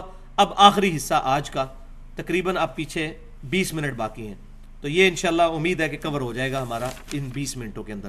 یہ بہت امپورٹنٹ ٹاپک ہے جو اب ڈسکس ہونے جا رہا ہے, اور آج کے دور کا بہت بڑا مسئلہ ہے یہ. اس کی بنیاد کے اوپر لوگ گمراہی کے اندر گھرے ہوئے ہیں, اور وہ یہ ہے کہ کیا کلمہ گو مسلمان بھی شرک کر سکتا ہے؟ لوگ کہتے ہیں دیکھیں جی, ایک طرف کہتے ہیں کلمہ گو ہے, کلمہ پڑھ لیا, اب اس کو مشرک بھی کہتے ہیں. یہ کیسے ہو سکتا ہے کہ کوئی بندہ کلمہ پڑھے اور وہ شرک بھی کرے؟ واقعی ہم بھی کہتے ہیں یہ کیسے ہو سکتا ہے؟ جس نے صحیح کلمہ پڑھا ہوا ہے وہ شرک تو نہیں کر سکتا, اور جس کو کلمے کا مطلب ہی نہیں پتا وہ تو ضرور شرک کرے گا. میں نے پچھلی دفعہ بھی بتایا تھا, نبی صلی اللہ علیہ وسلم کے مبارک دور میں کاتب وحی جو ہے مرتد ہو گیا تھا. بخاری اور مسلم کی متفق علیہ حدیث ہے. اس کو دفناتے تھے, زمین باہر پھینک دیتی تھی. حضور کے زمانے کے اندر وہ مشرک ہو گیا تھا, آپ کا صحابی تھا, ایمان تو لایا تھا, کاتب وحی تھا, وہی لکھا کرتا تھا. یہ بہت بڑی اریہ مثال ہے, اس کے بعد کوئی گنجائش نہیں رہتی. حضور صلی اللہ علیہ وسلم دنیا میں موجود ہے اور وہ بندہ مشرک ہو گیا, عیسائی ہو گیا. حضرت عیسیٰ علیہ السلام کو اللہ کا بیٹا ماننا شروع کر دیا اس نے. تو یہ ایک چھوٹی مثال بھی بہت تھی, لیکن اب میں ٹیکنیکلی اس ایشو کو ایڈریس کروں گا تاکہ یہ مسکنسیپشنز اس معاملے میں دور ہوں. تو سب سے پہلے سورۃ الانعام کی آیت نمبر 82.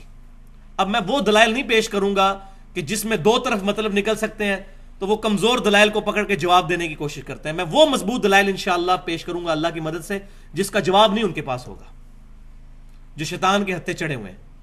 سورۃ الانعام آیت نمبر 82. بسم اللہ الرحمن الرحیم. الذین آمنوا ولم یلبسوا ایمانہم بظلم اولئک لہم الامن وہم مہتدون. وہ لوگ جو ایمان لائے پھر ایمان لانے کے بعد اپنے ایمان میں شرک کو شامل نہیں کیا, وہی لوگ قیامت والے دن امن میں ہوں گے, وہی لوگ ہدایت یافتہ ہیں. ایمان لانے کے بعد شرک نہیں کیا. اس کا شان نزول صحیح بخاری اور مسلم کی متفق علیہ حدیث کے اندر موجود ہے. عبداللہ بن مسعود رضی اللہ تعالیٰ عنہ کہتے ہیں جب یہ آیت نازل ہوئی ہم بڑے پریشان ہوئے کہ یا رسول اللہ صلی اللہ علیہ وسلم, اس آیت میں آیا کہ جو شخص ایمان لایا اور ایمان لانے کے بعد اپنے ایمان میں ظلم کو شامل نہ کیا تو وہ شخص قیامت والے دن امن میں ہوگا, ہدایت پر ہوگا, تو یہ ظلم کا جو لفظ آیا ہے, ظلم تو عام معنوں میں تو گناہ میں آتا ہے. ربنا ظلمنا انفسنا, اے رب ہمارے ہم نے اپنی جانوں پر ظلم کیا, گناہ کیا. تو یا رسول اللہ صلی اللہ علیہ وسلم کیا قیامت والے دن کوئی بھی امن میں نہیں ہوگا؟ کیونکہ کوئی شخص ایسا نہیں جس سے گناہ نہ ہو. تو آپ صلی اللہ علیہ وسلم نے سورہ لقمان کی آیت نمبر 13 ارشاد فرمائی اور فرمایا ان الشرک لظلم عظیم, بے شک شرک سب سے بڑا ظلم ہے. یعنی اس آیت میں شرک ہے مراد ظلم سے, عام گناہ نہیں. جو شرک کرے گا ایمان لانے کے بعد, ایسے شخص کو پھر امن نہیں ملے گا. تو آپ صلی اللہ علیہ وسلم کی اس تشریح سے یہ بالکل بات ثابت ہو گئی کہ ایمان لانے کے بعد بھی جو شرک سے بچے گا اسی کو قیامت والے دن امن اور ہدایت ملے گی, اور کسی کو نہیں ملے گی. پھر صحیح مسلم میں حدیث ہے, امام کائنات صلی اللہ علیہ وسلم نے بیان فرمایا, جس مسلمان کے جنازے میں 40 ایسے لوگ شریک ہوں جو اللہ کے ساتھ شرک نہ کرتے ہوں, تو اللہ تعالیٰ ان 40 بندوں کی شفاعت اس کے حق میں قبول کر لے گا. یعنی وہ جب جنازہ پڑھیں گے اللہ تعالیٰ ان کی مغفرت کر دے گا اس بندے کی, اگر 40 ایسے بندے ہوں جو شرک نہ کرتے ہوں. تو بھائیو, اگر شرک ختم ہو چکا ہے تو نبی صلی اللہ علیہ وسلم کو یہ بات کہنے کی ضرورت ہی نہیں ہے. وہ جس حدیث سے یہ سہارا لیتے ہیں نا, وہ حدیث میں اینڈ پہ میں بیان کروں گا اور اس کا مفہوم بھی بیان کروں گا, اس حدیث کا مطلب کیا ہے. ابھی صرف یہ دلائل سنتے جائیں. تو جو بندہ جنازہ پڑھنے کے لیے آتا ہے, مسلمان ہی جنازہ پڑھتا ہے, اور تو کوئی جنازہ پڑھنے کے لیے نہیں آتا. پھر صحیح بخاری اور مسلم کی متفق علیہ حدیث ہے, یہ بالکل کرٹیکل حدیث ہے اس حوالے سے, تم لوگ بھی اگلے لوگوں کے راستے پر چل پڑو گے, قدم با قدم, بالشت بر بالشت, حتیٰ کہ اگلے لوگوں میں سے کوئی شخص گوہ کے سوراخ میں داخل ہوا تو تم لوگ بھی وہی کام کرو گے. یعنی اپنے امتیوں کو آپ صلی اللہ علیہ وسلم بیان فرما رہے ہیں. صحابہ کرام نے پوچھا یا رسول اللہ صلی اللہ علیہ وسلم, یہ اگلے لوگ جو گزر چکے اس سے مراد یہودی اور عیسائی ہیں؟ آپ نے فرمایا اگر وہ مراد نہیں تو پھر کون لوگ مراد ہیں؟ یعنی جو جو خرابیاں یہودیوں اور عیسائیوں میں پیدا ہوئیں تم میں بھی پیدا ہوں گی.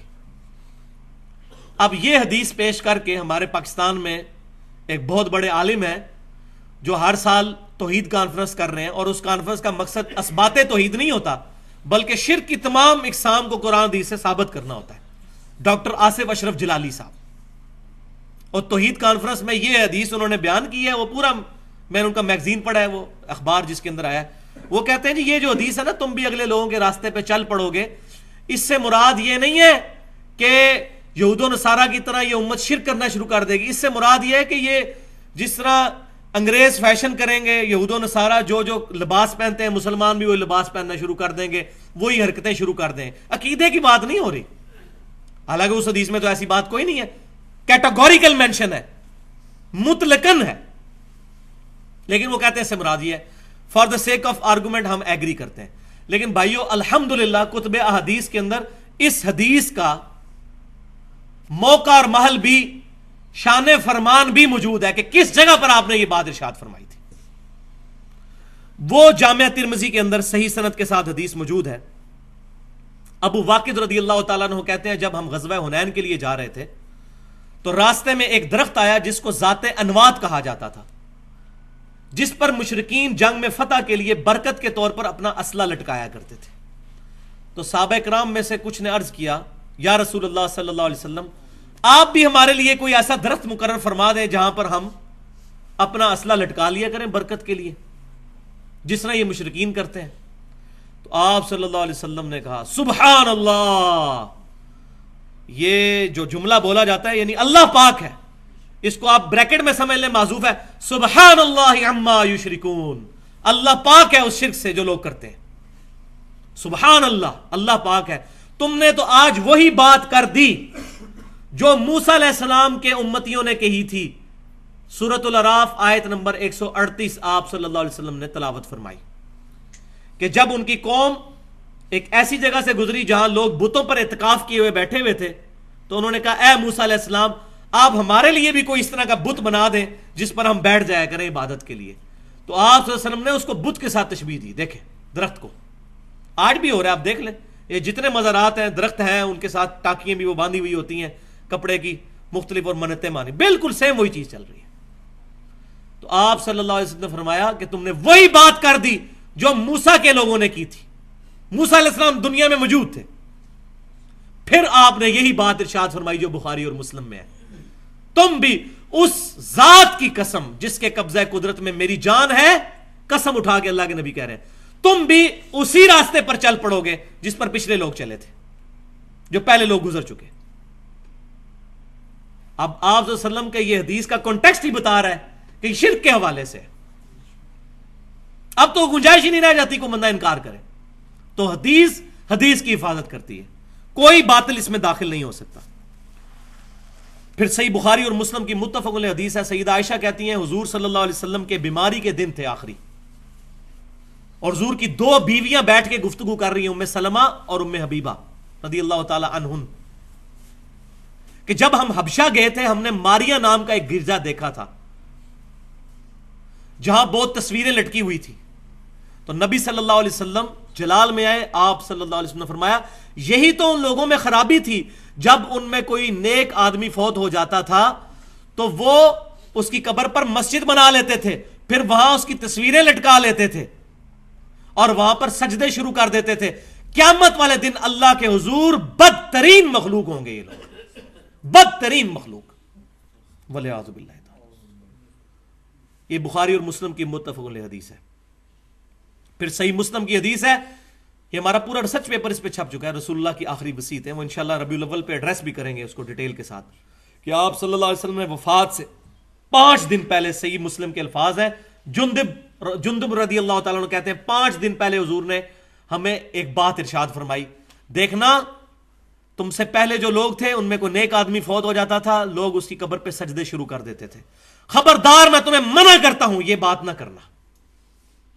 اور پھر بخاری اور مسلم کی متفق علیہ حدیث, حضور صلی اللہ علیہ وسلم کے بارے میں سیدہ عائشہ کہتی ہیں جب جس بیماری میں آپ کی وفات ہوئی, آپ صلی اللہ علیہ وسلم اپنی چادر اپنے سر مبارک سے اتارتے تھے, چہرہ مبارک سے ہٹاتے تھے, اور بار بار یہ کہتے تھے لعنت اللہ علی الیہود والنصارى اتخذوا قبور انبیائہم مساجدا, اللہ کی لعنت ہو یہودیوں اور عیسائیوں پر, انہوں نے اپنے نبیوں کی قبروں کو سجدہ گاہ بنا لیا تھا, والعیاذ باللہ تعالی. اس کے آگے حضرت عائشہ کے کامنٹس ہیں بخاری اور مسلم میں جو اس حوالے سے کلیئر کریں گے مسئلے کو.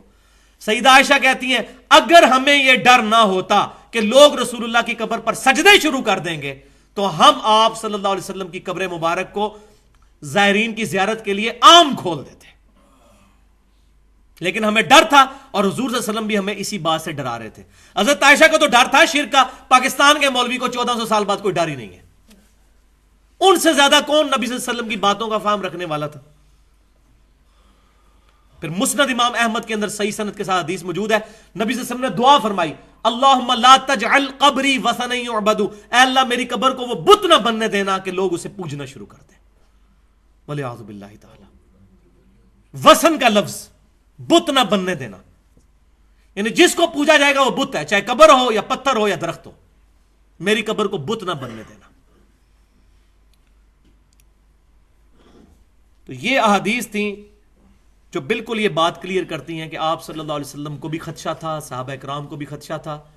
پھر صحیح بخاری کے اندر نبی صلی اللہ علیہ وسلم کا یہ فرمان بھی موجود ہے, دیکھنا میری شان کو اس طرح بلند نہ کرنا جس طرح عیسائیوں نے, نصارہ نے اپنے نبی کی شان کو بلند کر دیا تھا. میں اللہ کا بندہ اور اس کا رسول ہوں, مجھے اللہ کا بندہ اور اس کا رسول ہی کہنا. آپ صلی اللہ علیہ وسلم کو کیوں ٹینشن تھی, وہ آج پتہ چل رہا ہے ہمیں, جب ہمیں مسجد سے سننے کو ملتا ہے نور من نور اللہ, اللہ کے نور میں سے نکلا ہوا نور, اور اللہ کہہ رہا ہے لم یلد ولم یولد, اللہ میں سے نہ کوئی نکلا نہ اللہ کسی میں سے نکلا. یہ صحیح ترجمہ ہے اس کا, بالکل اپروپریٹ ٹرانسلیشن, نور من نور اللہ. وہی یہود و نصارہ والے کام شروع ہو گئے یہاں پر بھی, اللہ تعالی ہمیں محفوظ کرے. اب ہم اس آخری بات کی طرف آتے ہیں کہ یہ امت خوش نصیب امت ہے اس حوالے سے کہ اللہ تعالیٰ نے اس امت کے ایک گروہ کو قیامت تک کے لیے شرک سے محفوظ کر دیا, ایک گروہ کو. وہ جو حدیث پیش کرتے ہیں وہ اب آپ سن لیں. صحیح بخاری اور مسلم کی متفق علیہ حدیث ہے کہ آپ صلی اللہ علیہ وسلم نے غزوہ احد کے جو شہداء تھے ان پر 8 سال کے بعد نماز جنازہ پڑھی, اپنی وفات سے چند دن پہلے قبر پہ جا کے. پھر آپ صلی اللہ علیہ وسلم نے وہاں ایک خطبہ دیا جس میں آپ صلی اللہ علیہ وسلم نے فرمایا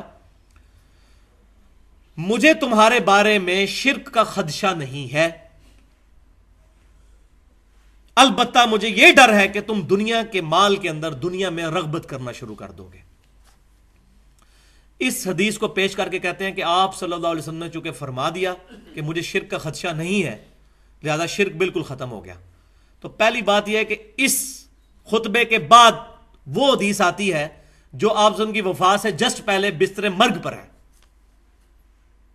کہ اللہ کی لعنت ہو یہود و نصارہ پر, انہوں نے اپنے نبیوں کی قبروں کو سجدہ گاہ بنا لیا تھا.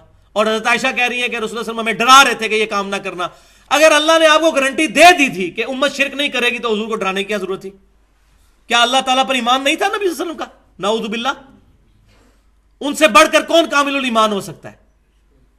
وہ مطلب جو لیا گیا اس حدیث سے وہ یہ نہیں ہے. یہ آپ اس حدیث کو غور سے سنیں کہ مجھے تم سے خدشہ نہیں شرک کا. یہ پرٹیکولر خطاب ہے اس گروہ کے ساتھ جو گروہ قیامت تک شرک سے محفوظ رہے گا. اس زمانے میں وہ گروہ صحابہ کرام پر مشتمل تھا, اور پھر قیامت تک انہی کے پیٹرن پر مان علیہ و اصحابی کے تحت ایک گروہ شرک سے محفوظ رہے گا. صحابہ کرام علیہم رضوان اس زمانے میں اس امت کے ریپریزنٹیٹو تھے, اس وقت کوئی فرقے نہیں بنے ہوئے تھے. پھر انہی کے پیٹرن پر ایک گروہ قیامت تک حق پر قائم رہے گا. اور یہ میں بات اپنی طرف سے نہیں کر رہا, یہ بخاری اور مسلم کی متفق علیہ حدیث ہے کہ آپ صلی اللہ علیہ وسلم نے فرمایا میری امت کا ایک گروہ قیامت تک حق پر قائم رہے گا, کوئی نقصان پہنچانے والا ان کو نقصان نہیں پہنچا سکے گا, وہ غالب رہیں گے علمی دلائل کے اوپر, ویسے نہیں علمی دلائل کے اوپر, حتیٰ کہ قیامت آ جائے گی. ایک گروہ, اس ایک گروہ کے بارے میں بشارت ہے وہ شرک نہیں کرے گا. بنی اسرائیل میں تو سارے کے سارے گروہ شرک میں مبتلا ہو گئے, لیکن یہ امت توحید ہے, اس کا ایک گروہ قیامت تک حق پر قائم رہے گا. اور یہی جو حدیث بخاری اور مسلم کی ہے, اس کا بھی آپ شان ارشاد اگر پڑھ لیں سنن ابی داؤد کے اندر, اس کے اندر موجود ہے پوری حدیث, ترمذی میں بھی ابو داؤد میں بھی, کہ نبی صلی اللہ علیہ وسلم نے فرمایا قیامت اس وقت تک قائم نہیں ہوگی جب تک میری امت میں سے کچھ قبائل مشرکین میں سے نہ جا ملے اور دوبارہ سے بتوں کی پوجا نہ شروع کر دیں. یہ واضح الفاظ. پھر آپ ساتھ ہی فرما رہے ہیں بتوں کی پوجا شروع ہو جائے گی, اور میرے بعد 30 جھوٹے دجال پیدا ہوں گے جن میں سے ہر شخص یہ دعویٰ کرے گا میں اللہ کا نبی ہوں, حالانکہ انا خاتم النبیین لا نبی بعدی, میں خاتم النبیین ہوں, میرے بعد کوئی نبی نہیں. اور پھر آپ نے فرمایا اس کے بعد کہ میری امت کا ایک گروہ قیامت تک حق پر قائم رہے گا, کوئی نقصان پہنچانے والا اس کو نقصان نہیں پہنچا سکے گا. اب اس آیت اس حدیث کا بھی شان ارشاد پتہ چل گیا کہ کس موقع پہ آپ نے فرمایا تھا. پہلے آپ نے ذکر کیا کہ امت میں اس طریقے سے لوگ مشرکین کے ساتھ ملیں گے, بتوں کی پوجا شروع کریں گے, لیکن ایک گروہ بچ جائے گا. تو پتہ چل گیا. سنن ابی داؤد کے اندر حدیث ہے کہ آپ صلی اللہ علیہ وسلم نے فرمایا کہ 72 فرقے میری امت کے دوزخ میں جائیں گے. تو دوزخ میں کیوں جا رہے ہوں گے؟ وہ مسلمانوں کے فرقے, غیر مسلموں کو چھوڑ دیں. قادیانی فرقہ کہاں سے نکلا ہے؟ مسلمانوں میں سے. حلولیہ کہاں سے نکلے ہیں؟ مسلمانوں میں سے بھی. یہ لوگ شرک نہیں کر رہے. تو یہ حدیث بالکل آؤٹ آف کنٹیکسٹ پیش کی جاتی ہے. اس کا مفہوم صرف یہ ہے کہ میری امت ایز اے ہول پوری امت گمراہ نہیں ہوگی جس طرح بنی اسرائیل ہو گئی تھی. ایک گروہ یہاں پر حق پر قائم رہے گا. اور وہ المستدرک للحاکم میں صحیح سند کے ساتھ حدیث موجود ہے. آپ صلی اللہ علیہ وسلم نے فرمایا کہ میری پوری امت کبھی بھی گمراہی پر جمع نہیں ہوگی, کبھی بھی ایسا نہیں ہوگا.